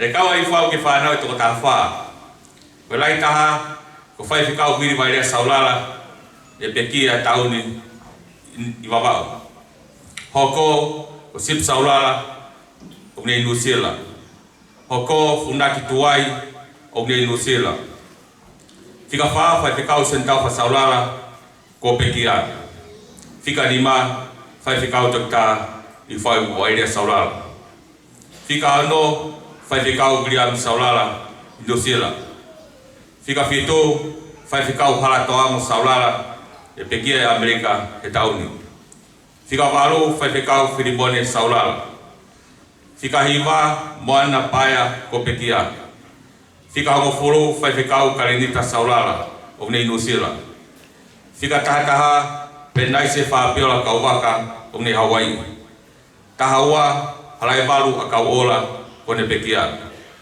ta tolu ko slipa mai kafa ai mau hoa o dokta sas mai kafa ko tafa ko sekitoa saulala ko ngai fa matala i tu puanga e la bigai fa nau e tu fa ngata tu masiva te fa ka fine eki ko mia be fai ko aga li fa ka mo fa ha ka baka al kumbo ko ta ho mo foro ya ko fora ga fa o ngea folau ke tai roa. Kane awange tai mani, ne kives na loto ke folau moia, koe mātiu wai ono ves tolu. Fofua komi kano pureanga, mani maano ni, pe ko mea ko tope, e mui atu. Whakmaari whakmi hamoa, hou ke koristonga. E hagui tonga ni, ne hiki holope, ngai api kai whamiri, kai ano whuanga.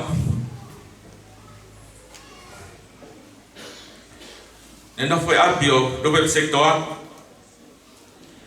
nga whatutuko e ako, koristonga, e whalui si o tai ke tau ke te, na iai ko viri vairea. Ia viri mulusiane, e tāwou, e tau hika teik naua, kone hingoa ko senturi koroi. Ne lata li whau ki tāwou ko ni, ko hine lahi ne ngai tohi lau konga. Pana kore ai peka amna tāwea, ke whahua li whau ke kolisi kotupou. E toko ni lahi, a kolisi kotupou honda teui, ai tangta e kiki, pune tāno pa peki ai, ko tau whao si, ne kai lau te tonga ni ako, kone masiva. Bene loto, ki to tonga ni maua ke kolisi, bene whakau, ko ose ni ako e whoke ngau e, masiasi wesiriana. Ni ose nak mi kolisi ko tupau, me whotu ko tupo high school. Bene hua e pio kau he kau pai o nia, pero tonga ko ni ako tupo hai, ko ofa e tama, ko whatawhi tupire hake, ki arurangi, nofo no api i whatai. Toge e whamarolahi ai, ki whae tupire hake. Whatai noi, e tanta iki, ai ako nak, e whawhai whatawhi ki ai, pe toko ni kere maui. Ko e osi ko ni ako me tupo hai, e kapten taiwa no fito, Kalau tonga pene tupo hai, ane fotu e ki gruplot e whana wako. Kalau tonga pene tupo hai, ko tu ta suspende ko si tongani. Pe hua e peri whau ia kau, e kau malanga evangelio. Ko e o vale fonuani, pene manukia e ki kau lot ko di, ko tok fuhua asia praise the Lord, hallelujah, ko e puna. Kane kai tu tonga ngata ta gegi ai, ene fufie kai a peia. Ke eki. E hiri kwa tupo high school, taimi ko iene te ki ai hasklasipe prianga ke ngai ako anga siasi. Kane tari kita ko he tau ko ia taba palangi ko Peter Chiknon. Pene ne ilo e loto a rifau. Pe osme ko ako rifau, hakai whaki pe sklasipe a prianga ke rifau. O alo ke University Meripane. O tonga University Meripane, ene fotu ai ai fufua no tutonga ai kai tonga e tai va no hiva ko tau si e whakafi mai a kai nga me pode e fola wange e whakarangirangi ko tau ni manoa ia ai roto e kai tonga me pode lo tonga ko ia ni Australia ne to ya ko penga university ke ko ne whakaamu ke oko hamea ma tonga. O tonga ni Australia ko whamatara e whanau, e ni whetauloa kia mo whalamoni. Pena i whahau koe na mari, tai o whitu noa api ko sia tau tai. Ao hiva maasi, tau ni e kato e tau ni manoa na nofu mari. Ko whau mai kori whau koe mihini ako i Australia, e ni kou ke api ako tupo hai ki whaiaka. Pea whahau koe amna kawea, Tamai pureanga, ko skolasipe pureanga nagi alwai ko pau ki hau ngau ke pureanga. Pene tanga ri fau, sainge ki al ngau pureanga ke tau he vale rei a pureanga musiasi ko i ka mai fai ngamari ka hau. Ho lewa ri fau faiako e tonga high school. Tau pe taha na whahi ke office pare bia. Taiwa fitima au ave ki nusira. Ke fau fonga mai pureanga tonga. Ko i ko ngai palpare mane hoko nusira kai tonga. Te pega ngai whai ngā maari ngau e. Lo toka pene nusira, taiwa whindima, whakatu ure wai apitanga, fufua apitanga i ka kaitonga, he taimi goia o i reipa. Pea ui apitanga reipa. Pene whakawhia set kuri koroi, kia rango take apitanga. o topa o tauni e whakailonga ia e tau whanima o e apitanga reipa o Keirelepe. No sira, e whatua ai ki koe sutapu koe tokai kolo tai whitwhitou pene whakawhia se tuli ko hoko puriako. E ne whakao ko mo i ki newspaper ne wui koe whetou pongbongi. Taiwa walonoa pe kia koe se tuli koloi e pau ke e alo kore he pare mea ko ia tumbua ke ne whakawhisi me ngā ue kane ha ke ki ngā ue who kon i kai ngaloto mo ki apia ko koni. Ange ko ia whakao ko te MC ko ki apia ko konga ano e ke whaare ai mau hao ko ia taimi ko ia e rahi roto mamai whaamiri pia o pegi au i tōta ke whine e ki o tāni ko ki apia koko ke tunga whakao kau ari whau ne tuangi ka hao ki konga ano ko ki whaare kane tui ari whau kono ui e me orunga ko mawai ko ki tongani whanau ko ari whau ko rai taha ko whaifkau rista hoa ko anapela ko whika oa ko Sateria ko Pekia ko tolu ko Sengsta ko Kristina ko wha ko Tikoni Tokta Miri ko Tokta Emeline Fonua Saurala ko Nima ko Tintare mo Polivati ko ono ko Mbere Apoinita mari mo Maikimaka Fitu ko Lifau Saurala mari mo Melaia ene pusaki me monike o hago i tongani aga bo mia ine pekia ke sia suderia pene hogo pe amena i fita ko hangia mau tu fidela i pene tonga i lahi a mera poinita ia i me mau family ka mai ke mau no fo ka wa ya ofa ka fo si Joyce Saurala Renoa Osmei pene ka me mone tu fevensi si ripa baundo fo hange pe ka haifa nau ko baundo fo ape misiona baundo to la tal me baundo a to ni mo foru e ta o me ta uni yo kai te ora ke to ta te fika o fa nau mo fa mo puna e fu to la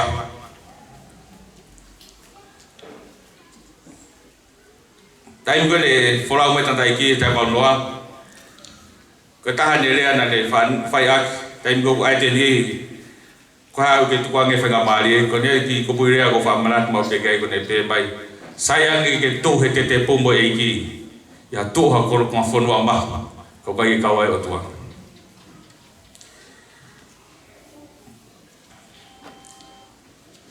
anga tata iki ko me au ne mana ko ai ko lo tu mo ya ko ko famu ko tanga me ko famu ke fatongai ko tanga we ko fifi ai we ai me a tokon fra aho e siasi fra fora o we ko mama nga talu ne to he mama nga be tai ba noa o a ke taun ko fe ngai fa o sia ko to he mama nga o se taun ne tai mi na fa nga ta ia la ka ko ni lo tu ne pe e ko ke ki o amo fa poli o mata o fonga ka tu ke fa si mama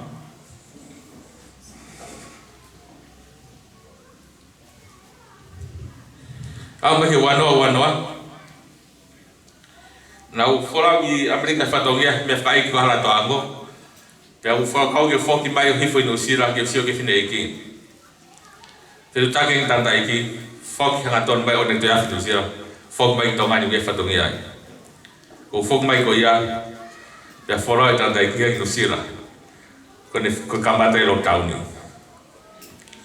pe o iro to fok ka o ia e so to beta dai ki pe la fe mai na mo atu mai ki wa time na te hola te fina to e fa tongia ko te sio to la pe ka nga we pe te unga pe ki tanta ki hanga tanta ki tu wa lo ka hen fa ko me ke Afrika frai ke fine ki o nof ben pe hau mo ne woi ko tongani be e ta ma bio to vrea ma be kau ke to kan ke nga we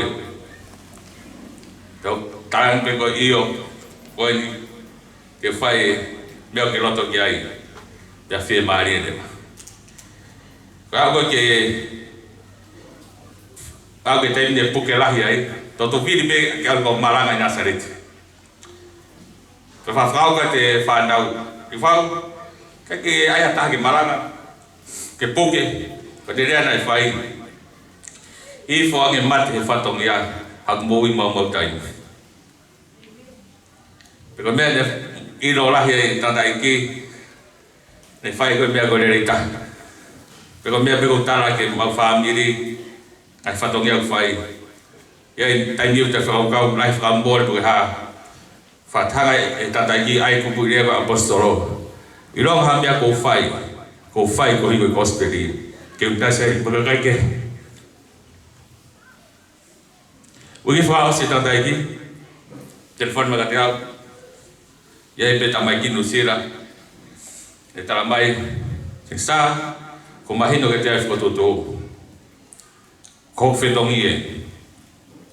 Pe ko mea ni ko whema, ke whakatoto ki ai siasi. Pe tala mai lewane pōpaka ofa ke kau ngā oe.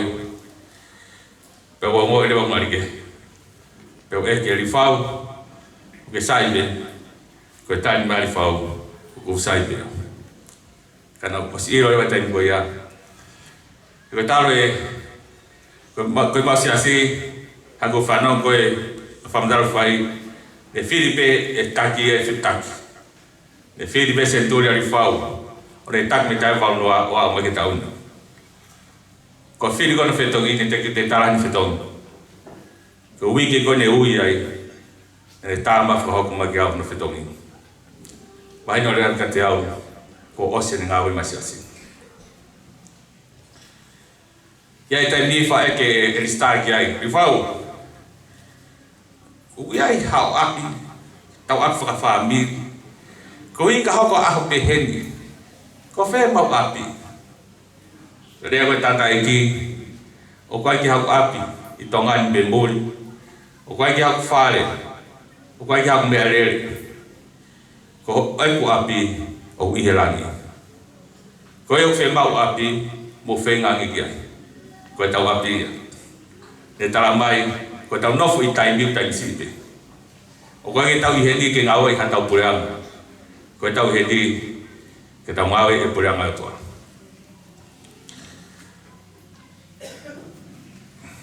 O atu whamaro, i whau, maro no tuko i tongani. Ke umau e mo ui. Whamaro apito, ki whare hau, e pega motoru katoa, kautai kloto, o whātu.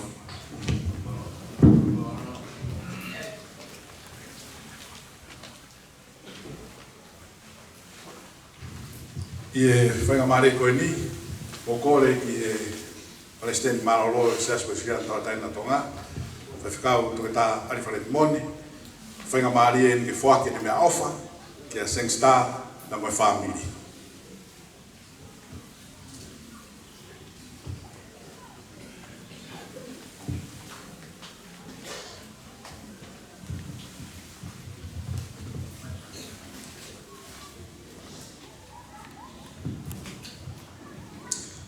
Tapu ke o toa a whio tau ratara tonga.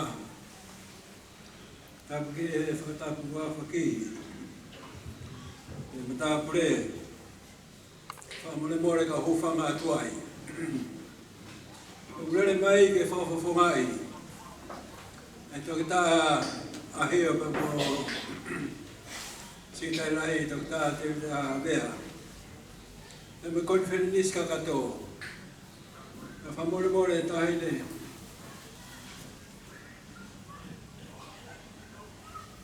It says, o hiko konferenis ka kato. Pakolere mai, o hiki whawhongai, e si, o whoa ke tohi tapu koe, te mo himi, mo whakawhea mai. Ako muhinga ano whoa ki koe pou, ke hoko ate ngāre re koe ni ko whai koe tohi tapu. Koe poti whorofula ko toa peos ma mānawa, me o tua. Wama whoke ako na ki, whakailo halanga. Whakatonu ngā hea ke māoni, wati mote, loro tahano tā whitu. E mo tokanga makehe ke kolosi. Ra korinto, kai ora festivalu. To ka te ne kolosi ngari vale ki kai whakatau ki mala. Kai whakatau ke koe hako taua ko i via o tua.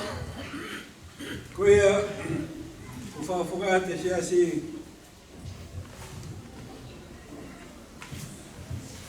ato Jaulala lea mai ki tali ne awha ko ia whawhata mai ala mo lau mare maa ni honi. Na kona hui ngā tua ki atu koe pou te ngāre rei kwhai ko hiko ave whora mo ui ki maa mani kātoa o whātka te kore ngā lau hito. Pas ki hai.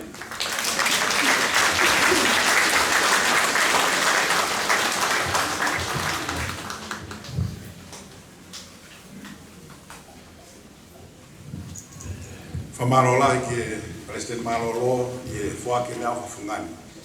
Kei rea mea ia, te tolonga mei taini ki tāni tika koe whorwhola o tua. E mai musie mahai kawe fisi, ka koe whorwhola o tua e tolonga taingata.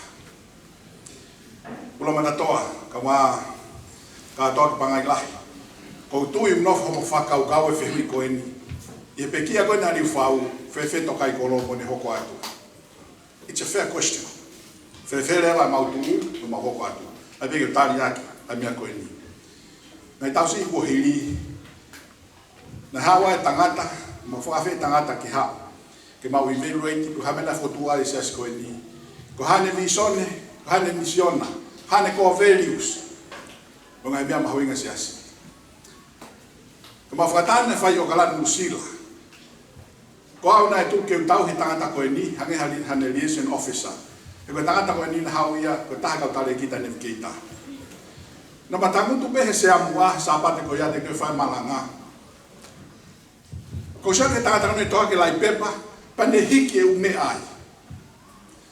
O sikai malanga pa ne pe mai, paula. Whanongo mai kau lauat, ai core values, ai tokai kolo. Ene matai kolo a. Ai foke fuo vale, e ko fuo taini e ke mau fetaulaki ai. Pero te ke fa tala no ai ke se asi no historia, u hinga na foto ai mo hafu. Ko matai kolo ai to kai kolo. E fo isio atape, u fa tapu. E fo isio atape atata ko ni. Ko me ne wanga no fai mama la hi ngai asi. Pero tamai le ko mo matai kolo ai, ulaki fala ngi o tua. Ua, whorwhola o tua, tolu, lotu, wha, ngau hiti sai pare, nima, whaere li taha, ono, mahuinga ia family, fitu, mahuinga o ngā whawhonua. Na mau o vare au pito, au ke Palestini, ka mea na mau fie ai, na rei tawa ataki ai, i ene fo isio atatape. Mea ia askitua.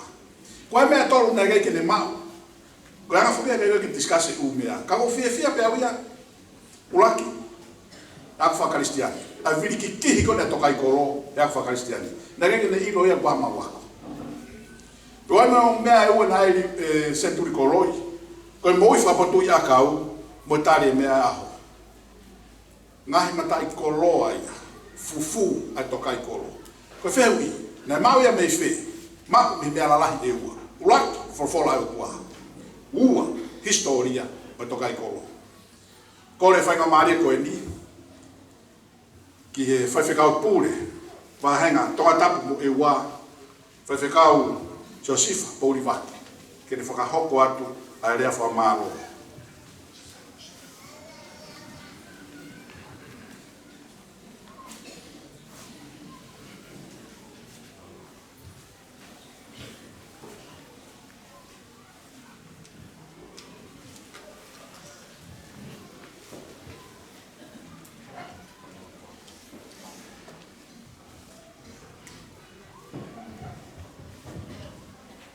Fetai lahi ki eiki. O kore peke. Whatapu ki he o tua mafi. A o tua na whiri e uraki wha ke tuku ki a tonga. Tapu ki hau e whonua ki ngitupa uono tahine kuini ana spau. Tak mo e tahine prinsesi Prinsesi Mafileo Pilole Tuita. Pe kia lot Tuita. Tapu ke tama pilinisi tu pere hake. Moi hou eiki,oi whanua. Whatapa atu kia ula, mo katoa ki pangailahi, e ki hama tapu. Tapu ki kau, taki lotu. No haa kastiani, tau kau whata, hoa koe ni, pe me kai ngā ofa kotoa. Tuke tala mo ka pui, e tala whaki, ki he pangai o ea komo lotu, ka ho whangai. Ula, whamalo lahi, e taini prinsesi. Whengao aki ko tau whai mai, i ngai kupu, whengao aki asiasi. Hange koia, ni me aki, Sunshine Star. Tui koe ui nea e ki he ua. I asiasi. Ni mea mai. Ka maa. Lo tuita. Am ho eki.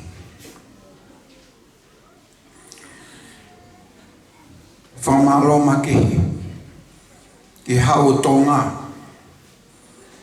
Yane kei tau kupu ake siasi ngai mea lahi. Mau haka i langi ko tau. Pe patai la tu. Mau fu tangata tu ke olunga. Laka fie laka. I mokoi haa mo he ofo. He ako mo lotu. Mo lotu hano kakai. Whamalo atu, tam pinis tu peleake. Whato ki lalo, ki mea mai. Ta kau ngā pue, au mamahi. Hounga ia lahi, Sunshine Star me whanau. Whahu, ulumotua, ulamatatua. E mea mai ho eiki, ne hanga holo holo. Lo imata.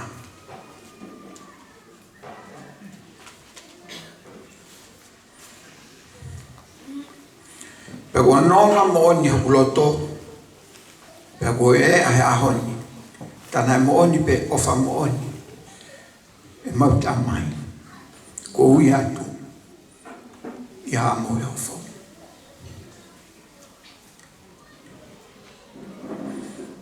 Yo toke vai e wha malo. Ko manatu pe. Ke ves manako. O tanta e presteni. E matiu, vai ono ves toltolo. E mafofua fe iloaki. E tai u fitolu, tau ene whangu fu mafika. Kau e fai ves koi ni. Ene whahok maka. Pori. Taha pe mea kumi. Peko mea pe ke uruaki kumi. Ko pura anga pe otoa. Si sukalaisi. O kagia mea mama ni kumi. Pen aire fui vesi whanoke. Fofua kumi ke pura anga otoa. Mwene maa oni oni. Ngahi mea kotoa pe hau. Viringi a mai. He koia upure. Ko eiki.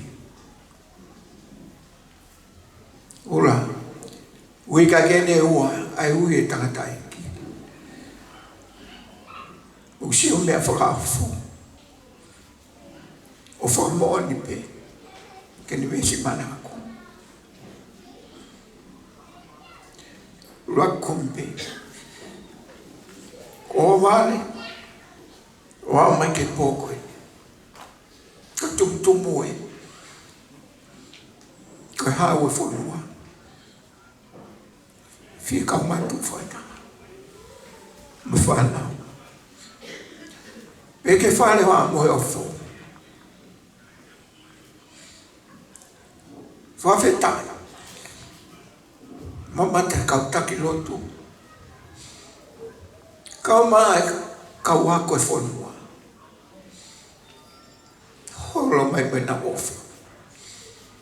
Tani nei mo oni pe. Kumpeke o tua. Uloaki. Tani nei te ne to tofu a hoko mai. Mea pe tahai.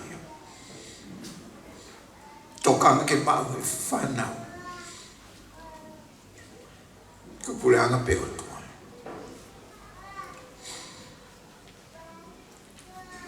Ko ilo he ahoni. Ko mo ofa mo oni. Ya te mau tolu. Lea ia me sengsta. Ya o mai ofa. Hau o tonga. Ka fu mea whakao fo ia. Ka mea mai. Ho e ki he aho koe. Vale o mau loto ke whamatanga. Ka whafoki mai pe e ki. Mo ani pe tala fola. Koe ofa e to tongi ofa pe ia. O tui koe ofa mo ani pe. Ene mau e ki. Tau e ki ia. Tene hanga whafoki mai. Mea kotoa pe. Na wha amkei.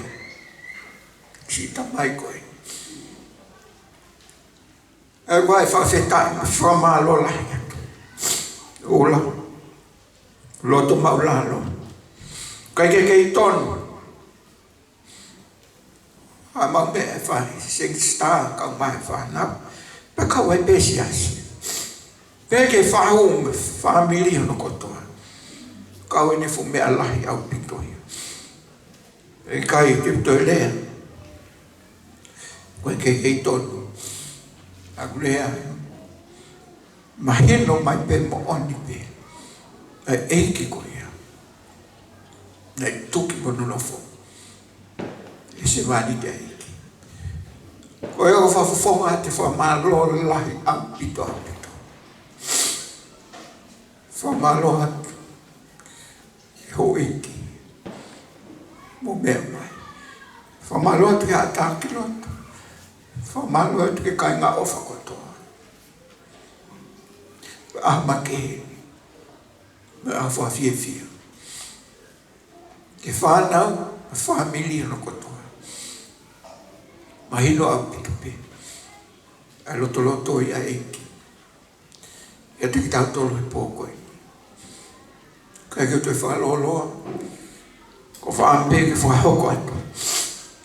Whakakato aki. Lea whakamalo he hoa koe ni. I ngai mesi me. Whai ake pupak talamomu. Pupak ofa. Hoa koe ni. Me he whitungo fulu maua ngai sāme. Te lau pe ngai mesi koe.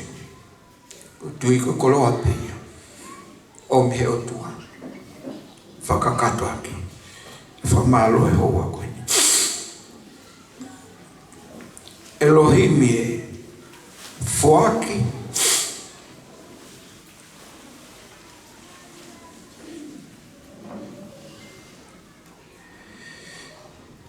Ke tui. O halanga whakamau. Eo. Ke alo. O motu atui. Ho whai totonu. Ke le whakamau mau ni oni. E rahi mea. A hokakai.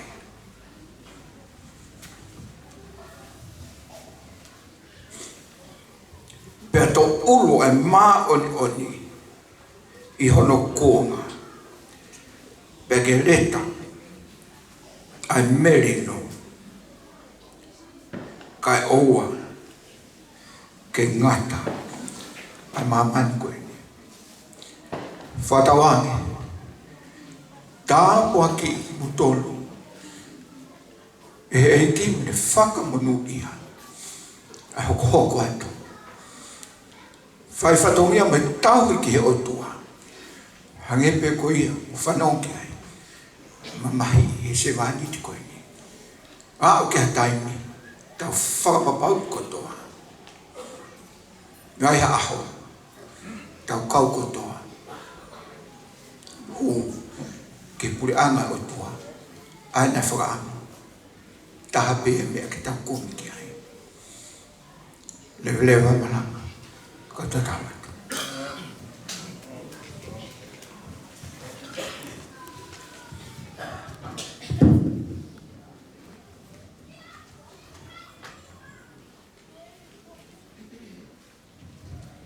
Whamaro ki e whaiwhekau pule wahenga tonga tapu eua muni ua whai tau rea whamaro. Te tahoka ke himi whaosi e whakahoka atuia e whimone fifita ko e sea ko miti ngā ue ka wako tutupu korisiko tupou. Hiri ko ia e whae lotu mo e keresi e pisope Dr. Afavaka ne saswa Inglani mo whaofonga family. Hiri e keresi e whakahoko e ula matatoa e ne whamalo.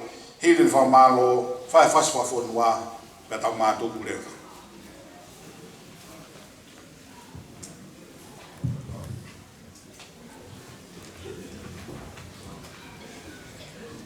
Hemi te tau he vai kono nimangi au mo tolu ngofulu, nima tolu noa hemi. O ia o e manu ia hataha kui loe, kone hia kotoa pē kua whakamore more. Ui kai ke ilata ia ke nofo i maamani, kai tangi hano atamai kololangi hoku api.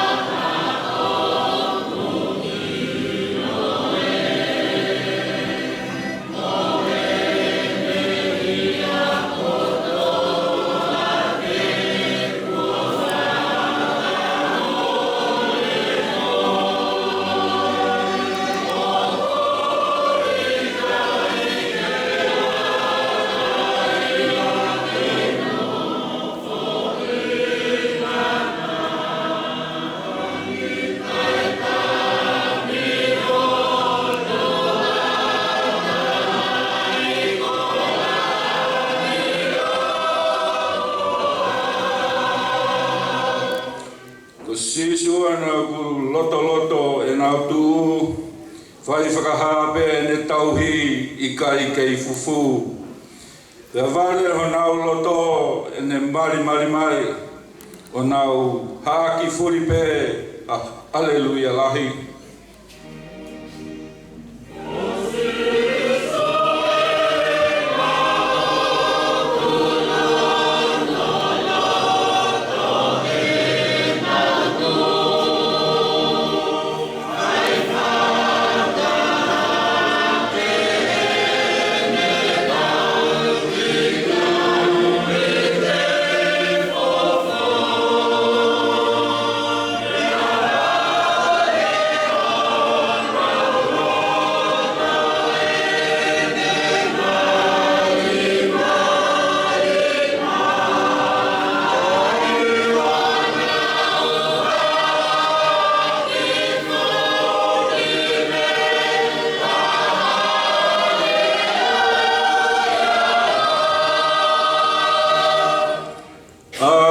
Ha mea I heni ke tawhi au, e hange o ku kamo mai o sisu ke te ha.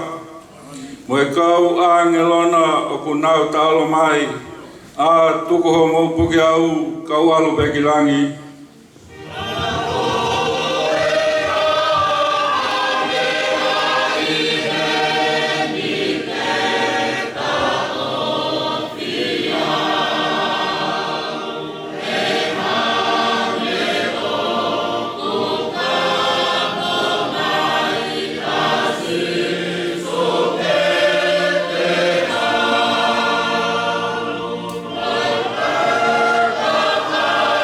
Yeah.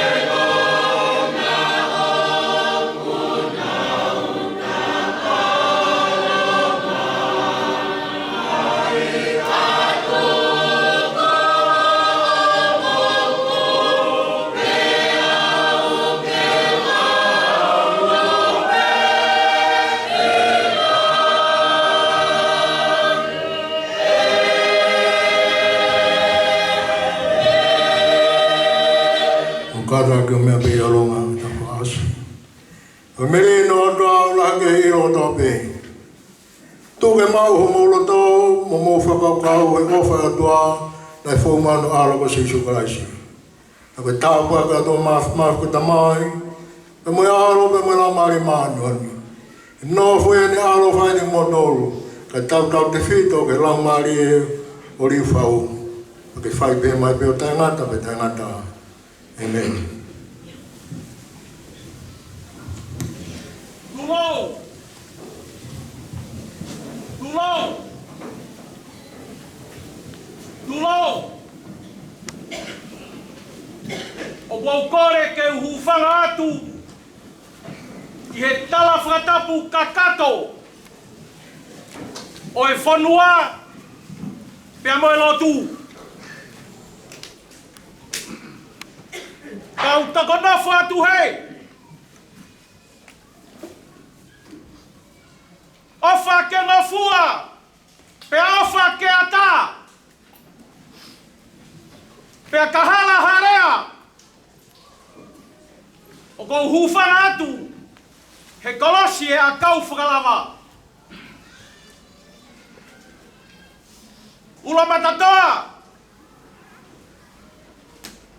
o ku kei taki pea hange havanga na, ai haape pea uamo, o e tuariku tapu, o e makahawa malu.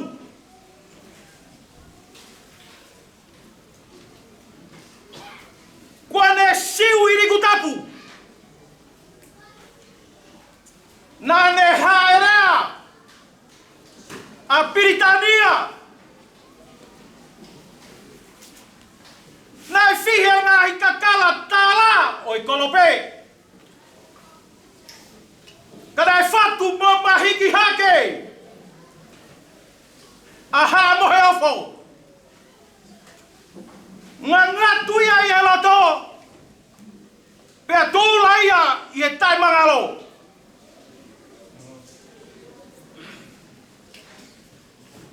O ku whamalo atu.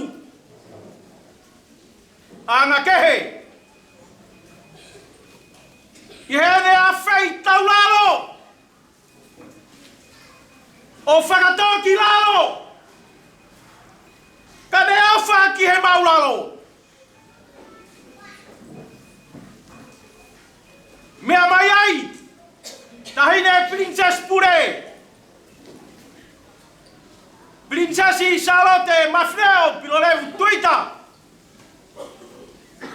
Ministru perhake. Lot Tuita pia mo houei.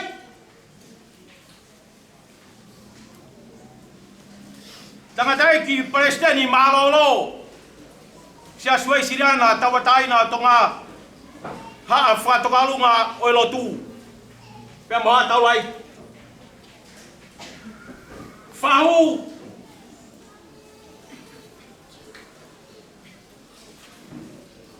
Pia mo kai nga ofa kotope.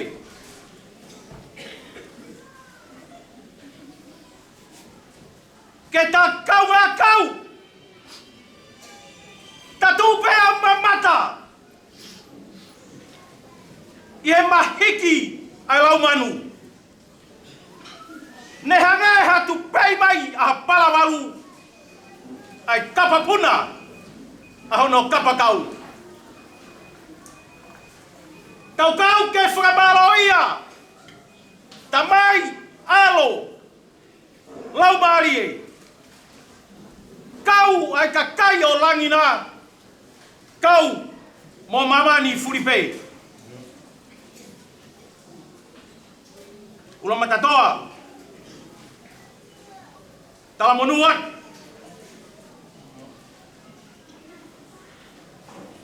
Teu ke aloi ai pirinisi o merino. Ofa ke tau mau. Ha kirismasi fiefia. Pea mga tau fau monuia. Tua alfat.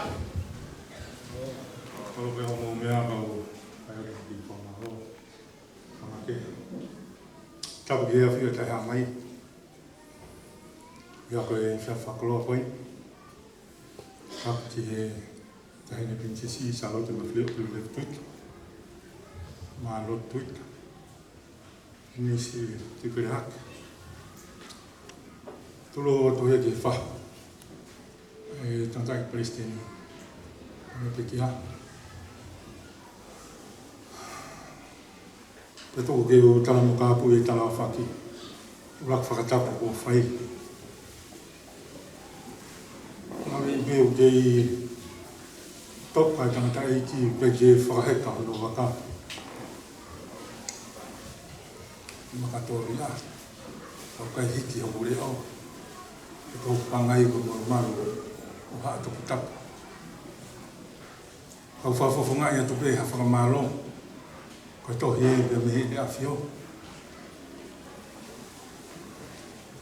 Ko mo a waka aki au. Fiafin. Anga ke he koe te uilo a whai ngā rea. Koe mawhare o tupo. Tahine prinsesi. Ki whakarea aki ai tangata koe. Mea heni tama primisi. Te pere hake pena whiu holo whainga e tau whaahau a whainga hi moa huafa. Te whahuafa aki ia. E kulahi ngahi ko ngā eke tamasi i. Te whahuafa ake ai maire whihi. O whihe maire ia. Tantai Palestini o kino I whio. Ahono mea katoa pe. Bau te usio ki hono whakaisino tangata manu merie tala pou. Pia whielau e tō ai a whalamoni. E koe whamiri tala pou. Pia whielau e tō ai a mai a tawha. Ai motua a pilo revu. E koe whamiri tala pou. A bau te usio ki hono uru ngā. Ai na tala noa kei a kau whaifekau. A bau te tau to usio anga ke. Hono whatongia whakai lotu. Mo oni lau koe kananga o tau whanua. Ange tama e tahi. Whawhawhangai atu pē. Ai whakamaharo me whare o tupou. Seng star saulala. O kino I whio ai mara e mo tapakotoa pē. E whatongia e tangatani. Rea koe MC ane nai. Io koe mo oni. Koe rea ia ai tonga he tainimi. Siasi. Hai bea hauko atu e siasi a pompo. Koe kua toi lou ia. Anga ke. Koe ongo mahanga na e toko ua. Saulala. Hapea hawea pao. Foi mea tāko whie whakamanatu ka koe.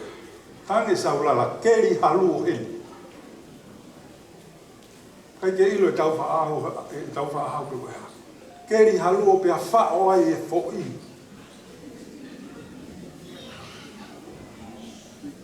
Keri he tangata ki peste ni mo se nturi furoto ano koe.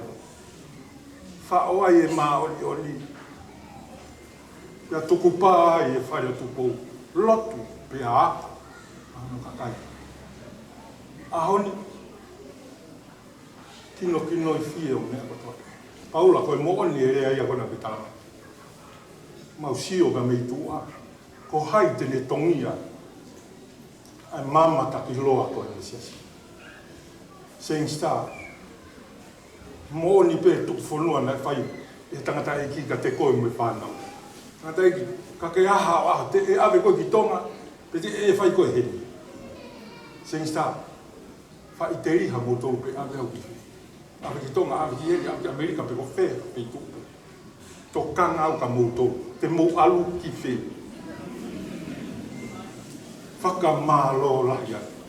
Whawhawhanga e atu, ai tahine prinsesi, tamaka tui tāre. Tama tui pere hake, mo whare o ene awhio. E kore atu e whawhikau pure. Oua na angata he, e tau whe tāki nima. Lawe e motuani nei te umu kātoanga. Oua na hauka kātoanga pa moe mama awa tangatai. Tangatai pese ni Ke hoko ai ha motu me whare o tuko. Ka? Me na moko i aha maoia. Lotu, pe ako anu kakai.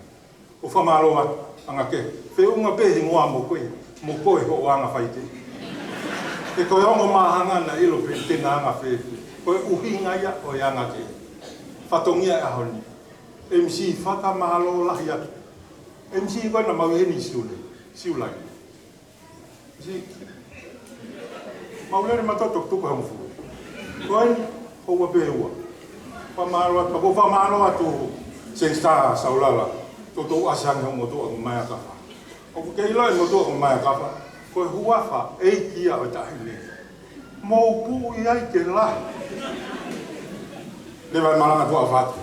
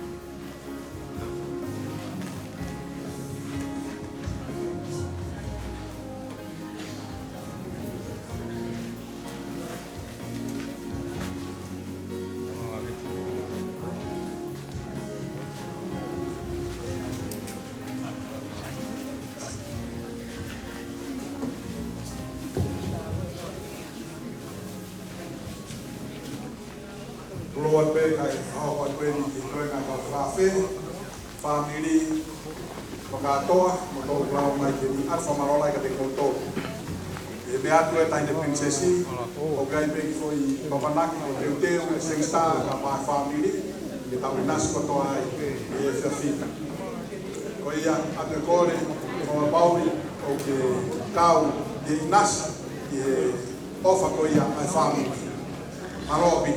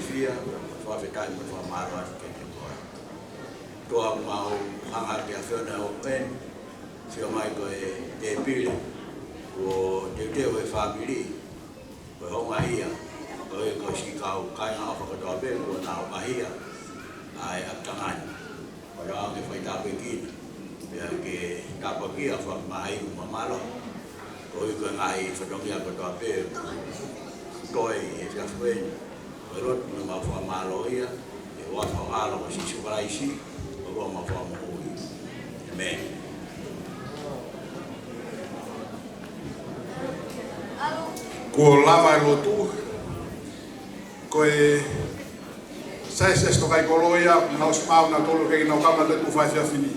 Ko ki na tolo ko na lava mai ngai family mo kai nga ofa to pe ka wa na tolo ia o ku hanga ki ai ofa ko ni. Mano.